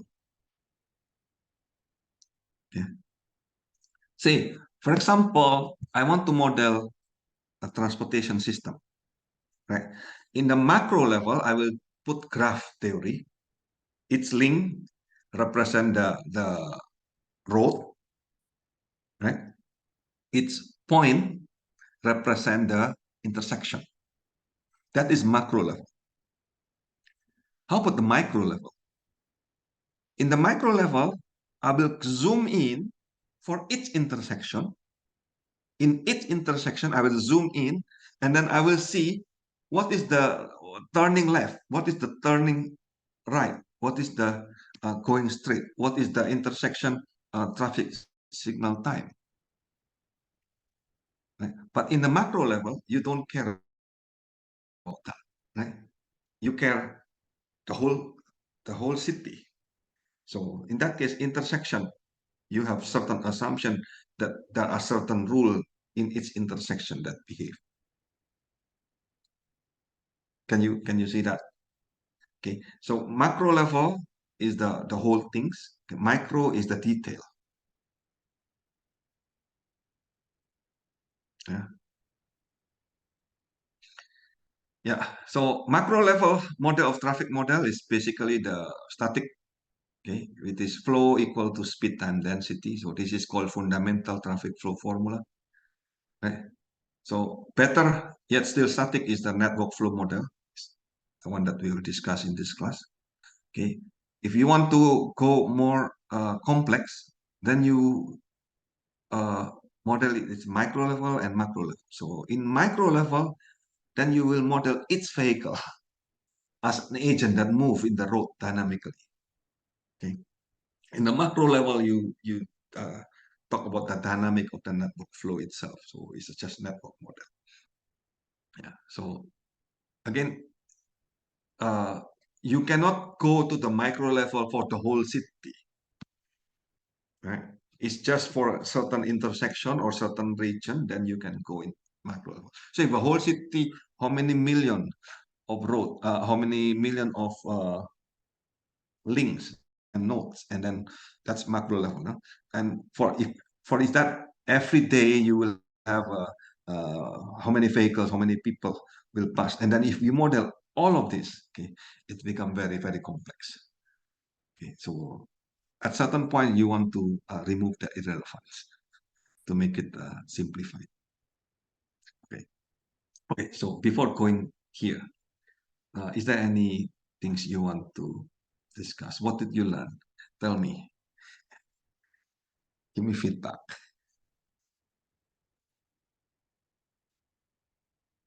Is this something useful or not? I don't know.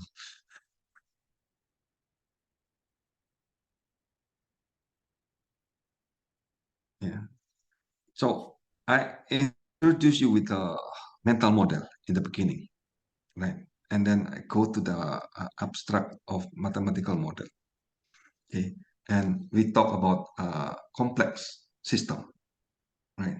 Which is basically you have several level of modeling, macro level, meso, or micro level, right? Okay. Any question? Sir, I have a question. Mm-hmm. How do you determine which type of modeling is best? Oh, very good question. I don't know the answer. Sorry. So, what is the purpose of model? Mhm. Okay, so best depends on your purpose, depends on your context. Okay, if the model provide you with clarity, right, and help you to optimize, right, then it is a best model. Okay, the purpose of model is to communicate between you and your team. Okay, if your model cannot be used to communicate, then it's not useful model.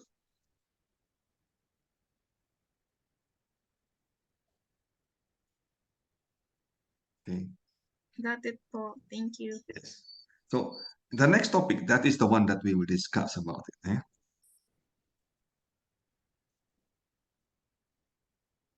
So how we will say this model is good. Okay. So it's relative to say, I said, I don't know the real answer. So it's relative. Right. So the usefulness of the model, okay, should not be judged in comparison, should be judged in comparison with mental model, yeah, or other abstract model. Okay, so you use model, check these three things. Number one, what is the clarity of the structure? Okay. If the model structure clear, okay. Second, very important, I mentioned again and again, right? The clarity of the underlying assumption. Okay. What is the one that you assume? That is the one that you make it invariant. Something that you take as faith, right? That is, you need to tell the truth. Don't hide the assumption. Okay. And of course, the impact, yeah? The time varying consequence, the impact. So this is J. Forrester is the father of system dynamic. I don't know if you are familiar with system dynamic. So this is the quote. By constructing a formal model, our mental image of the system is clearly exposed. A formal model means the mathematical model. Okay? The general statements about size, the magnitude, influence, okay, are given numerical values, isn't it? So as long as the model is precisely stated, one usually asks, how he knows that the model is right, in quote. The controversy often develops over whether the model is reality, represent the reality or not. Yeah. This is not real. This is just model. But such question miss the first purpose of the model, okay, which is to be clear, to provide the concrete statement that easily be communicated. So the purpose of the model is for communication.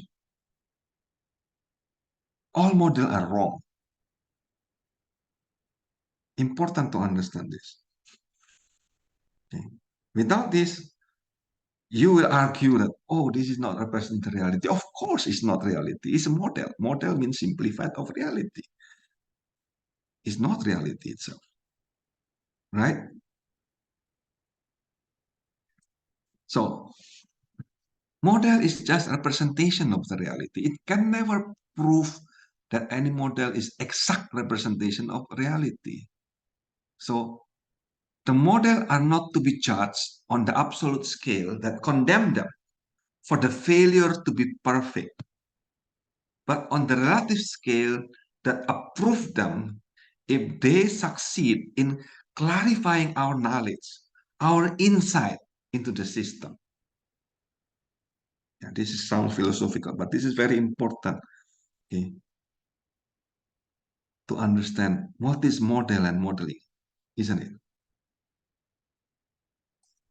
So when the model is reduced into diagrams or equation, okay, when the underlying assumption can be examined, okay, when you can communicate with others, when you can compute the impact, yeah, in a time pattern, yeah, you can determine the behavior implied by the model, then you can reasonably hope to understand the reality better. Okay, I'm just putting hope here, yeah, humbly telling them, hoping we can understand the reality better through our model.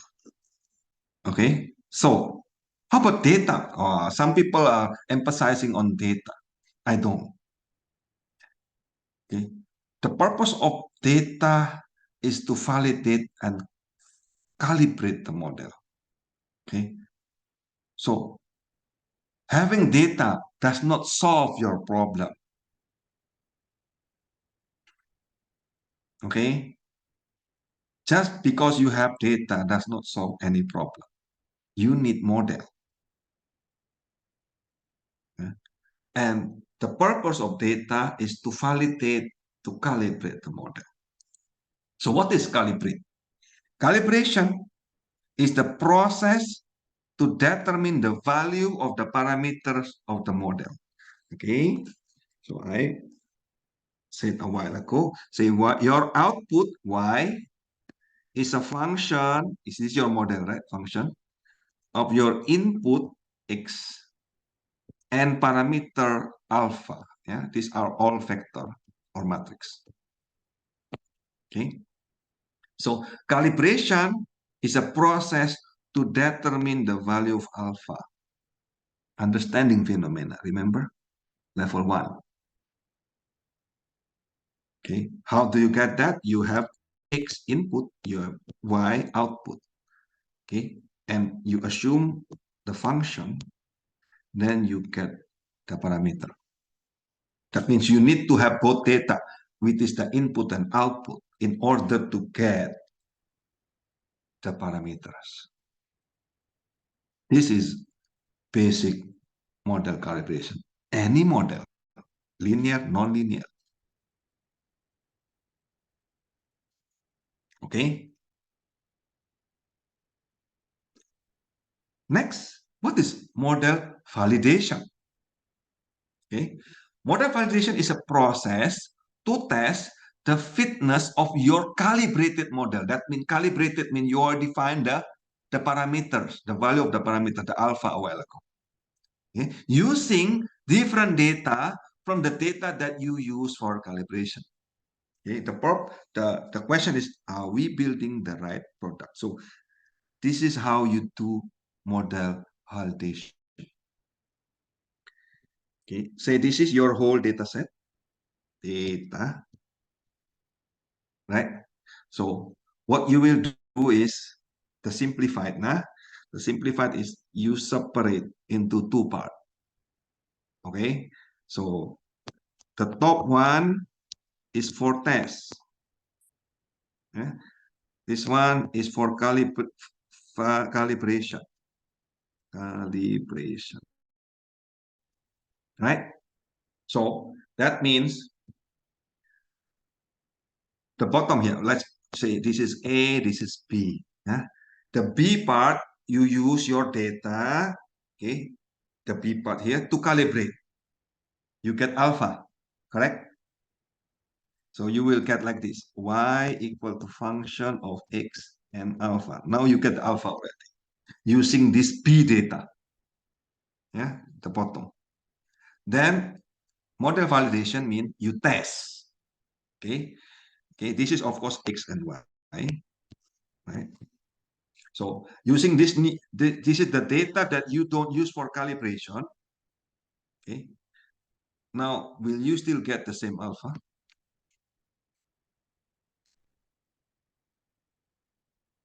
Right? So if yes, then you are building the right model. Yeah. If not, or within the range, then yes. Okay. If very far away, the alpha is very far away, say from positive become negative. Okay. From 0.001 become 100, so very far away, then this is not the right model because the testing model is not the same as the calibration, even though they are coming from the same phenomena, isn't it? This data come from the same phenomena. So you separate. This is the basic idea of model validation. Is this clear? Yeah. In reality, we don't do this. No? In reality, we separate. Okay. So we have what is called k-fold validation. So I will skip this. So what we will do in reality, yeah, in reality we have what is called k-fold validation. So k-fold validation, yeah, validation. So how do you do that? So for example, k is 4. Yeah, so k equals 4. So we mean the whole data set we divide into 4. Okay, so equal size. So you have A, B, C, D.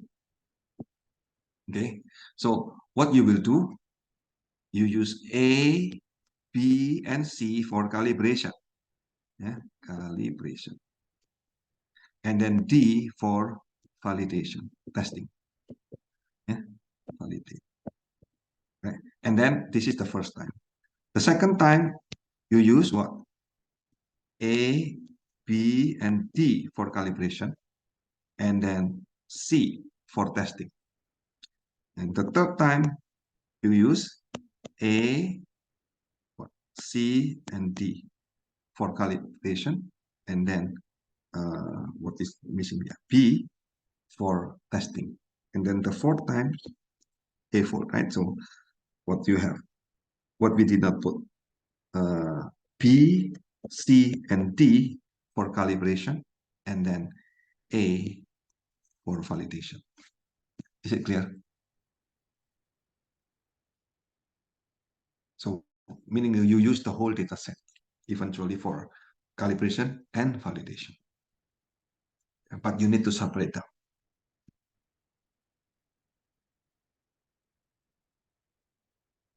Yeah, this is the idea. Yeah. Validation clear. Yeah, to fit the data, okay, to get the parameter. Okay. And validation is also clear. Yeah, you separate the data, one for testing, one for calibration. Yeah, we can repeat with this kind of combination. The third one, the most important, is verification. Yeah? Is this reasonable or not? Logically, based on other urban planning concept, based on other transportation planning concept, is this reasonable or not? Verification is based on logic. Yeah, so you ensure that the feature should be clear. That this is the logic. Are we building the product right? Right. So, for example, a while ago, you were asking, oh, is the value of parameter must be negative? Yeah. If the value of the parameter, this is the potential demand is positive, very big number, then the other one is negative for the activities. That reasonable? Yes. Then this model is verified. Right. So, based on the value and the sign, you can verify the model. And sometimes you need first derivative or second derivative to know this. Right. So, okay. Before this, the next topic. Is there any question? Do I make it clear what is modeling? Why you need to model, right? And what is model calibration, validation, verification? What is the process of modeling in general? Once you create the model, then the next time is to simulate. Is there any question, feedback probably from you before we go there?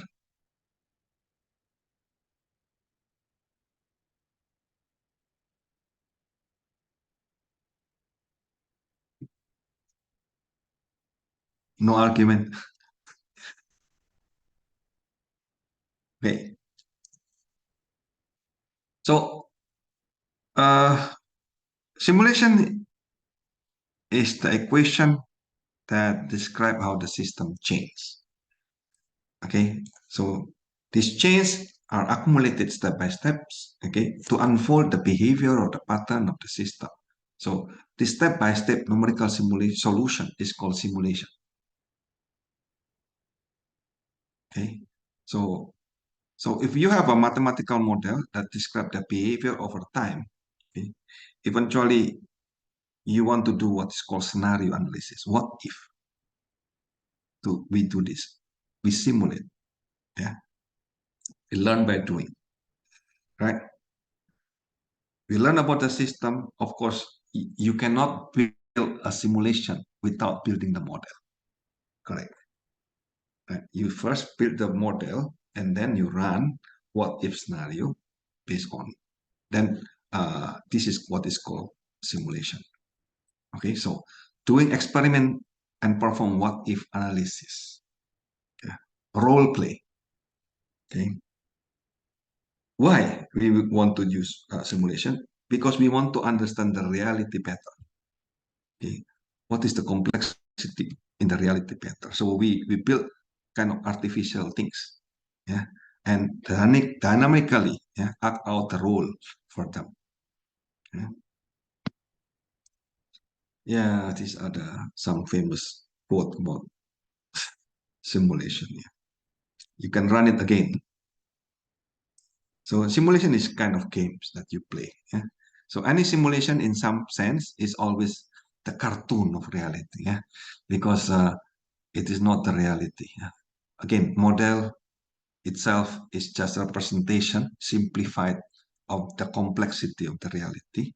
Just like the cartoon that captured the essence of the situation, we also hope, okay, our simulation and our model can capture the essence of how the real world problem can be solved. Right? So what's the purpose? Yeah. Of course, first purpose is to gain insight. Okay? How the system operates. Right?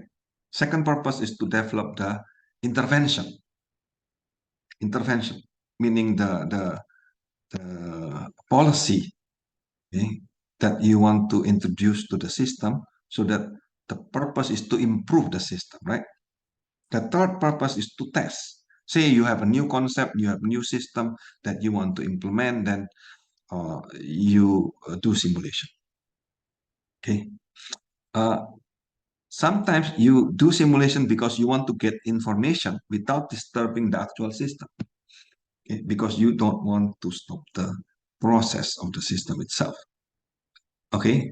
So we want to demonstrate the internal process of the system using mathematical formula. So we use simulation. Sometimes you cannot do mathematical alternative, or the system is too complex to be solved mathematically, then again you use simulation. Or maybe the system is too dangerous, too costly. Or for example, city growth model that I developed also, yeah, it's a very long time, right? For example, 100 years. Okay?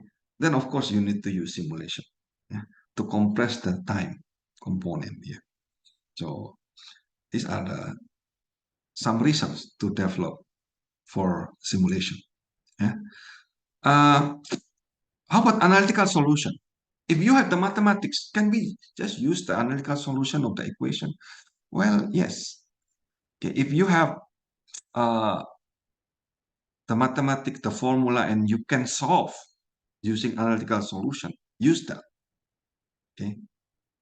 So, but not all complex mathematical formula can be solved mathematically. Right. In that case, you still need to use simulation. Right. So, analytical solution always direct computation at any time. It may presume that the analytical solution should always obtain in every system. However, okay, only a few people can solve mathematical equation, and only a simple mathematical equation can be solved analytically. So in that case, say non-linear system, complex system is impossible to solve mathematically. Then for such system, only simulation is the way to solve. Okay. Urban planning, transport system is very complex system. So sometimes we cannot solve mathematically. Then simulation is the only way to solve that. Okay. So what's the comparison between analytical and simulation? Analytical means the mathematical formula that you solve mathematically. If you can use analytical analytical solution using mathematics, use that, because that will give you the general solution. Simulation never give you general solution. It's only particular case. And simulation will not tell the possible behavior of the pattern, will only run at certain case study. Right? Simulation will only give you one-time history of the system. Okay. Next run is another time history of the system. It's not the general enough. But analytical solution, the mathematics, will give you the general solution. Okay, all possible behavior or the pattern. So that's why if you can use analytical solution, use that. If not, use simulation as the last resort. Right. Oh, there are things that don't use simulation if, right? Don't use simulation if analytical solution is simple and easy, right? And if you create a model that is simulation model that is very complex, too costly, time consuming for the organization, so don't use simulation. And don't use simulation if the running time is too expensive for today's computer, right?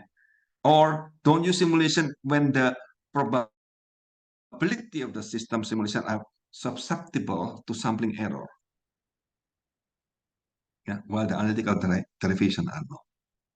And these are a few reasons that you should not use simulation. Okay. Some simulation require special training. Okay. Sometimes you model it using simulation that you need to train yourself to build yourself. That is can be very costly. Yeah.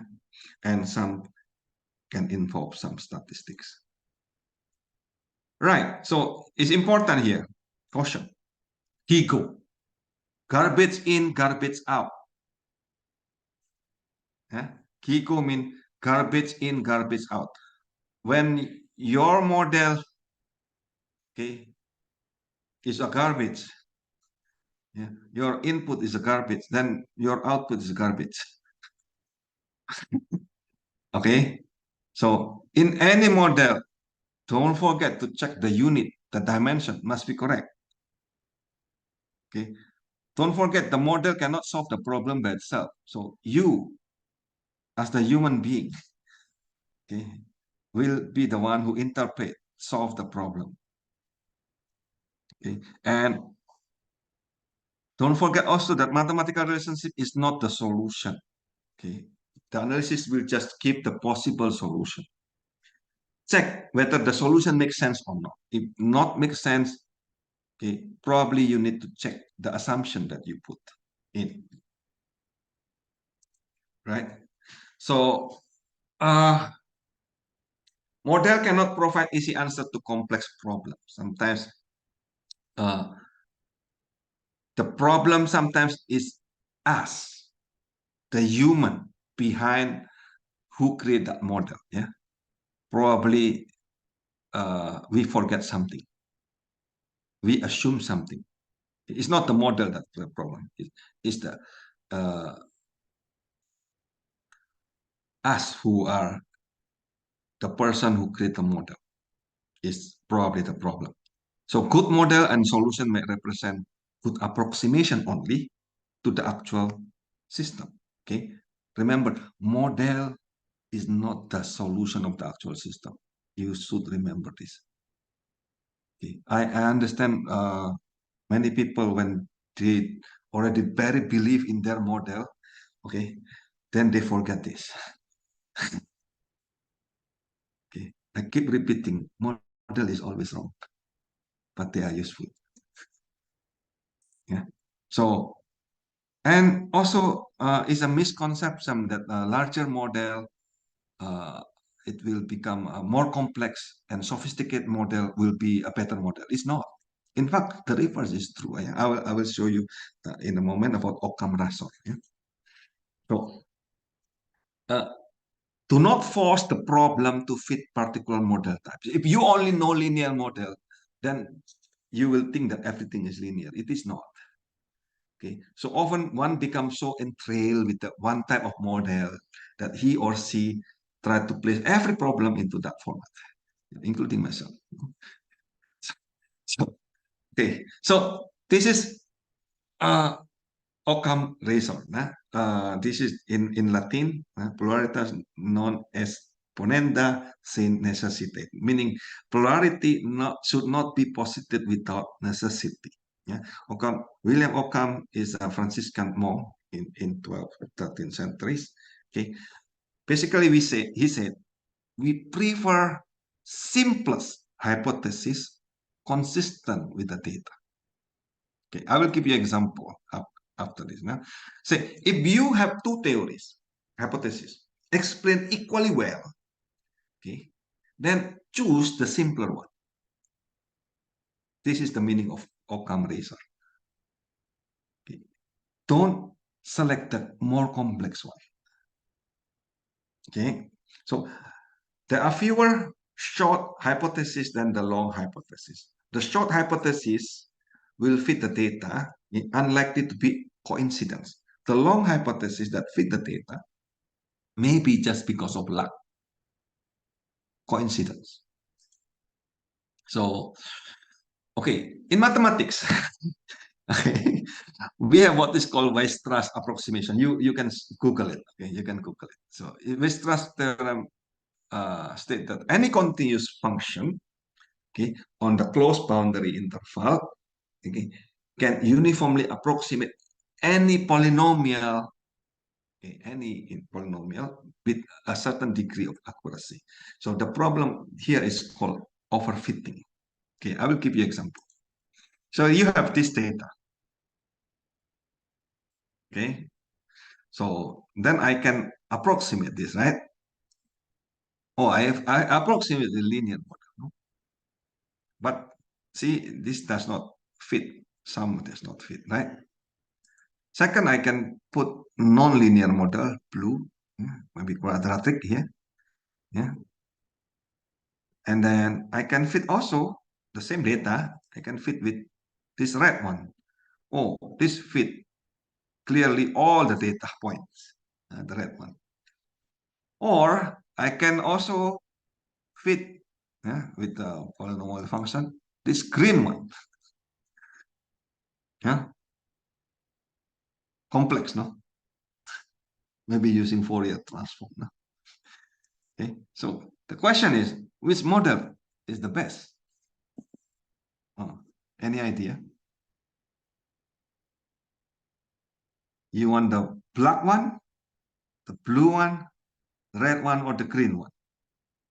Based on Occam razor, which one?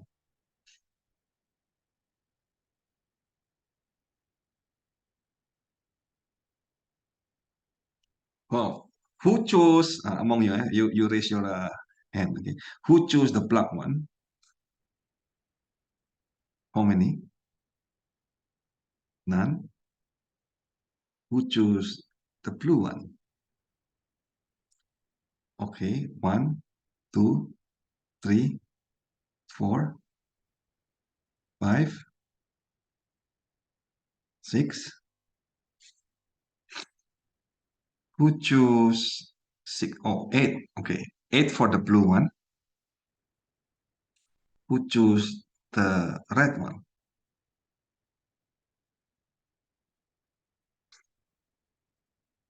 3, 4, 3. And who chose the green one?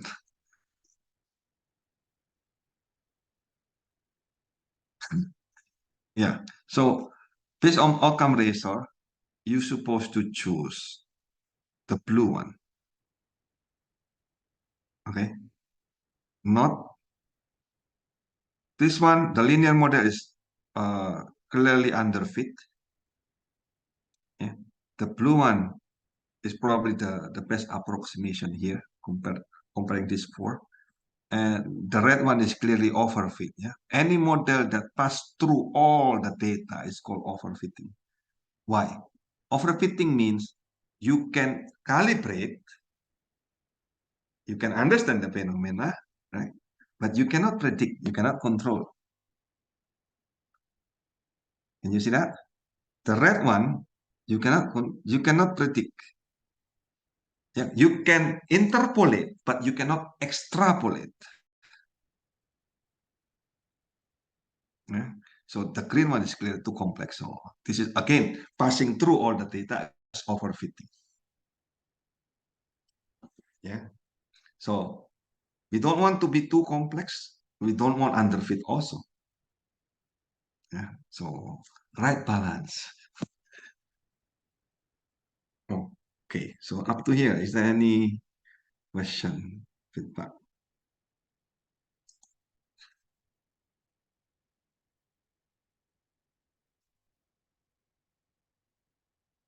Okay, give me feedback. What did you learn today? We learned several models, right? Is this too much? Okay lang.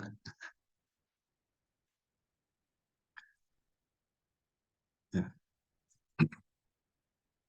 So I hope using these things, yeah, you learned about what is modeling, yeah, what is simulation, when are you going to use model, right? When are you going to use simulation and not to use simulation, right? And you also learn a very basic model of transportation and land use interaction. Okay. So in the next topic, next meeting, we will have a simple quiz. Okay, what all of this from beginning until they just 2 questions probably, multiple choice in Moodle. Yeah, in the beginning of the class, probably just 5 minutes. Right. Now, can you present your projects probably?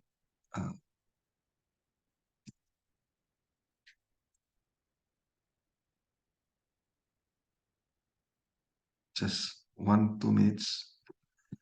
Show what are you going to do, and I want to make sure that everyone get a team. That's my goal here. Okay, so who will present first? And I will put you as co-host.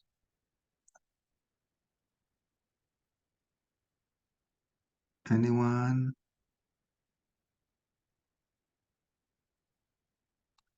Just one representative of each team is fine. Come on.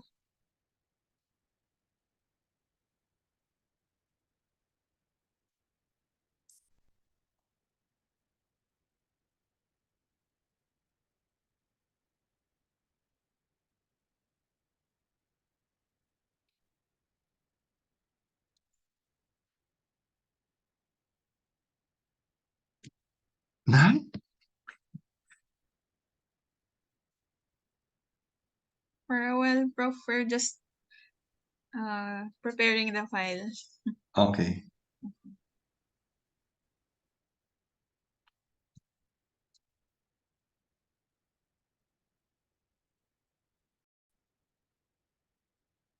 Go, Katrina.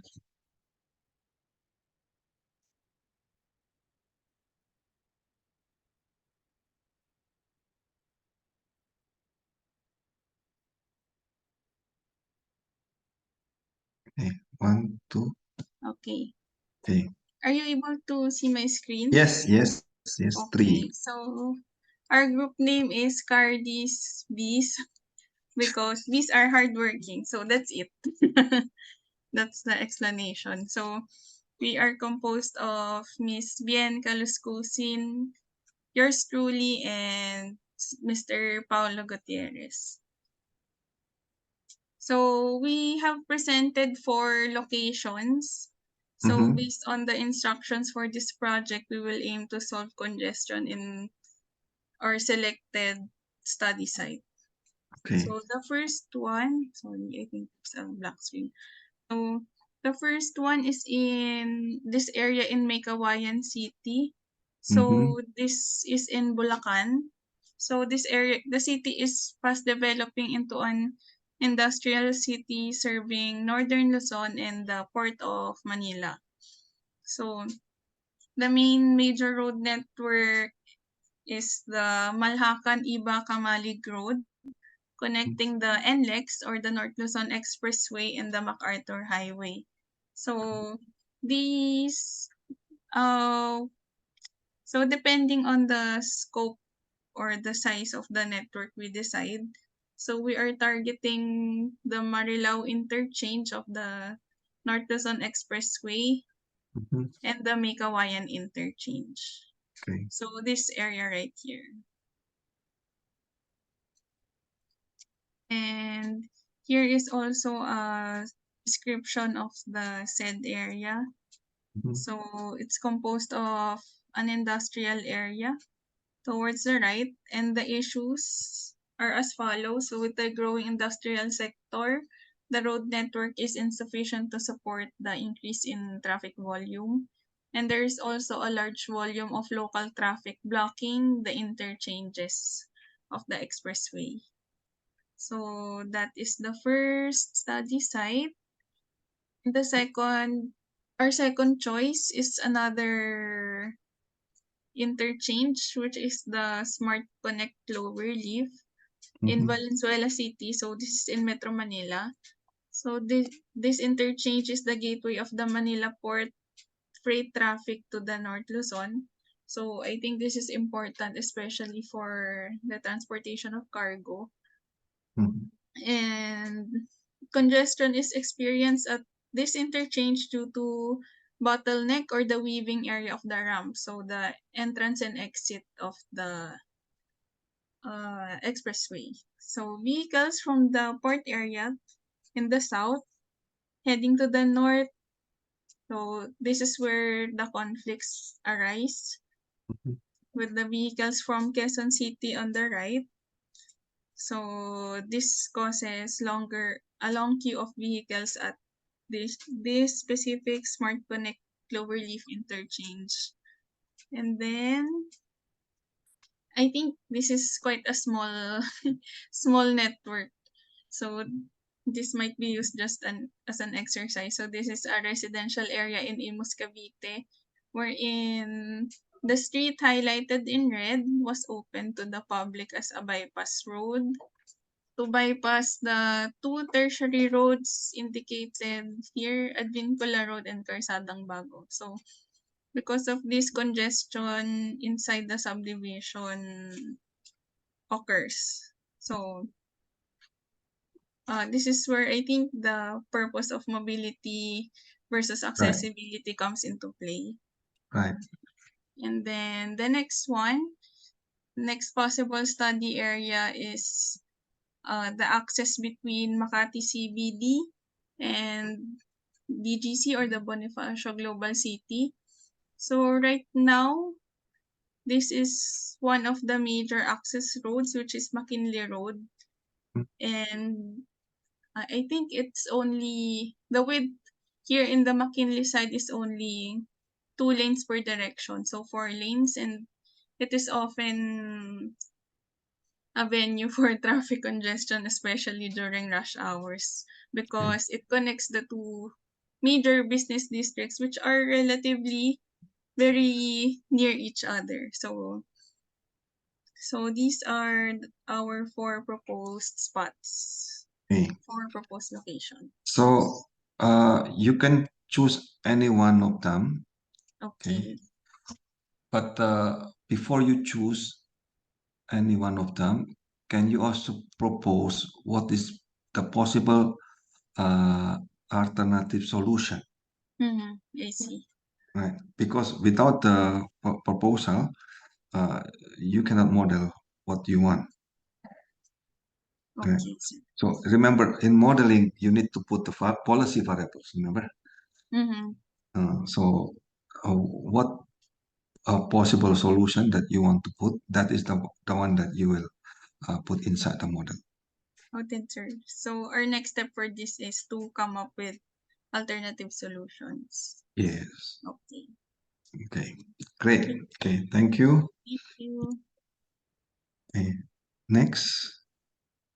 Who will present again? Next. We have 5 groups, nah? Supposed to be. Abi, are you going Can to? I? Yeah, Yes. yes, sir. Okay. But can Resi just share the screen? Oh, okay. Resi, I already have. Because I'm using an iPad. Okay. Resi, can you share yung ano? But sorry, we haven't prepared something like what the previous presenter It's has fine. prepared. So Just just the name of the groups and the location only, probably. okay. Resi.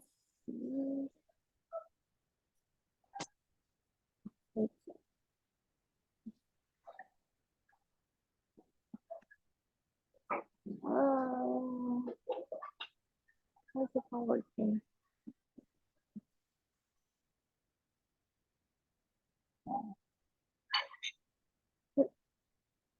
Leslie, are you there? Or Marie, can you flash or topic or topic?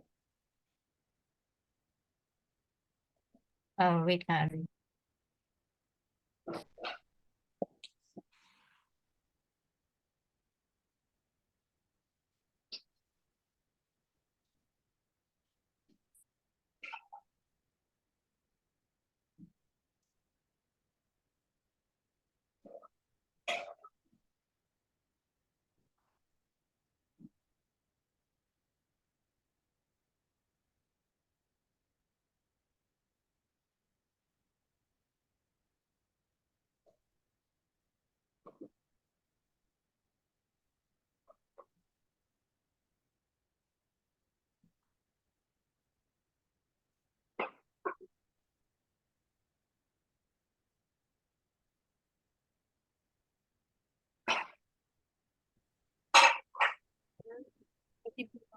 Can I request for an access for Hmm. screen share? Okay, Marika, I will put you in the co-host. You can share your screen, Mari.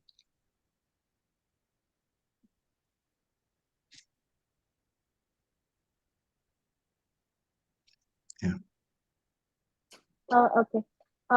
So we are group arm. We just basically give the initials of our names. Abby, Viernes, Cecina Teras, and Marito Renungan. Our first possible topic would be we'll just think of these three campuses or university built areas within Metro Manila. Because as you know, especially when I'm in Espana Boulevard. The traffic is um so congested because of the jeepneys and the private cars going along the Espana Boulevard. And as for the UP Diliman campus, even if there's a jeepney are going around the campus for the students to go in and out of their buildings, there's still traffic going on because there's still some students coming in with their own cars. That's why they're and also we are thinking also for the location within TAP area, especially in the De La Salle University area and CSB, since we same problem as so we're thinking of get of the topic of ideal flow traffic analysis, but we're just thinking of a possible topic for that for that area. For next location is Pilar Bataan, where Marie is resides. Pilar Bataan is our Pilar is consisting of many residential areas, but the activities where the people are going to their jobs, to the school, or other activities are outside the city. Is it city or municipality? I don't know. But so that's why there's a traffic going on, especially during the rush hour. So we can possible topic what we might get into is the traffic management or the transportation networks and mobility within the area. Next would be in within Metro Manila, but we haven't pinpoint the exact location because there's I think we have a blurred we still didn't know what's the final say of the government regarding the modernization of the jeepneys and it's the possible routes if ever there will be. So or if we may suggest if we can get this if we'll be taking this topic, we personally can suggest the possible routes and stops so there will be so it would lessen the traffic in Metro Manila. Okay. That's it. So among these three topics and 4 location, yeah. So which one is your preference? I think we'll go to Pilar because Mali is um a public official there, so we Ah, okay. might get we So might get you have the data, right? user data. Yes. Okay. Okay. So Pilar Bataan. Okay. So you can use that. Okay. And of course you can still use the ideal flow network as well for the Pilar Bataan if you want. If you have the data, then Okay, you can sir. get that. Okay. Very good. Yeah. Thank Thank you. you. So don't forget now what is the scenario that you want to put the current condition and the alternative, several alternative solution. Okay. Yes, So sir. this Yes, you sir. need to brainstorm what are the possible solution for that. And then the purpose of modeling is to evaluate, isn't it? To evaluate using the Yes. model that oh, this alternative is actually better or not. Okay. Okay, sir. Okay. Thank you, sir. Yeah. Thank you. So, cool. Next.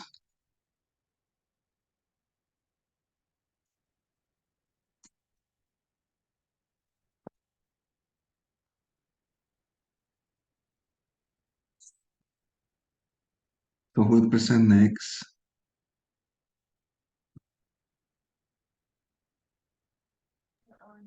Hello, sir. Good evening Yes. po. Yeah.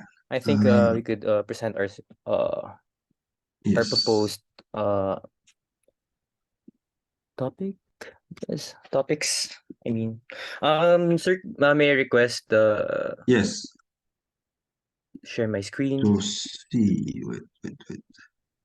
Just one. Focus.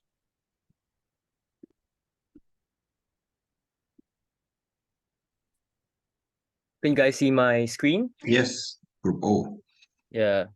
So we're the group O, Mm-hmm. composed of Miss Magpile and Miss Fidelas, and of course me. And these are identified most Semi-facilitated topics. cycling. So Number of lane. we would Always like interesting. to feasibility of installing bike lanes along EDSA and increasing number of lanes allocated for buses also along EDSA and adding a separate lane for motor vehicles. So area of interest, we have identified Boni, Shaw, and Ortigas, sir. Okay. So So I think that's this basically three topic can be one topic because these are like alternative scenario already. okay, sir. We can Yeah. The we'll same think location, about that, right? sir. Yes. Yeah, So almost same. I mean, yes. it's a So then different. you can put scenario one is bike lane. Scenario two is bus lane. Scenario three like motorcycle lanes and so on, right?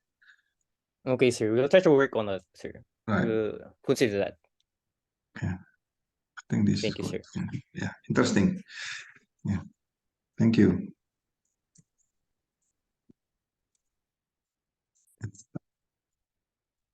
Next.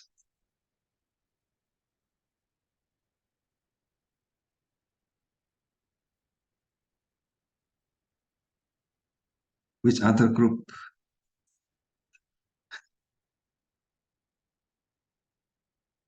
Come on.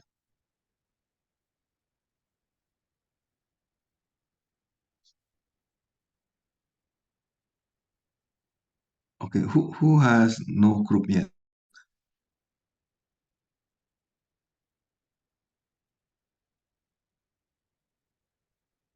It's okay if you don't have things to present. Say you have no group yet. So you raise your hand, please, so that we can put you into groups. Okay, so I need a kind of beetle in your group in here, in this class. So who are willing to be the contact person that I can contact? Say, for example, like today, I tried to contact UP and they did not open the Zoom yet. That's why we got delay. Right. So probably I need someone to help me, maybe in that the one who live near UP or that can contact and can contact the others also who is willing to help. Me, sir. Abi, okay. So Abi, you tell me your contact numbers and maybe Facebook or how to contact you, and then you also ask the others to get a contact so that you can contact them also. Say for Yes, example, sir. if yeah, We'll if set for up a example, Viber group po. okay, you have Viber group, okay. If for example there's a problem in the Zoom, I can open Zoom from other university and open it for you, but that require direct contact, right? Email will not work. Okay. Okay. Okay. So Abi, you can email me later. Yeah. So for the project, we need 2 more groups, I guess. Right? Those who has no group yet, you can contact each other through Abi. Can you also form a group, okay, 3 person in a group, and then propose your topic or your location. Probably next week is fine. Yeah. Okay. So thank you very much for today. And if you have Thank you. any, yeah, thank you. If you have any other question or feedback, you tell me. It's fine also. None? Okay, so see you next week then. Thank you, sir. Thank you. Thank you, sir. We have a quiz, yeah, next week.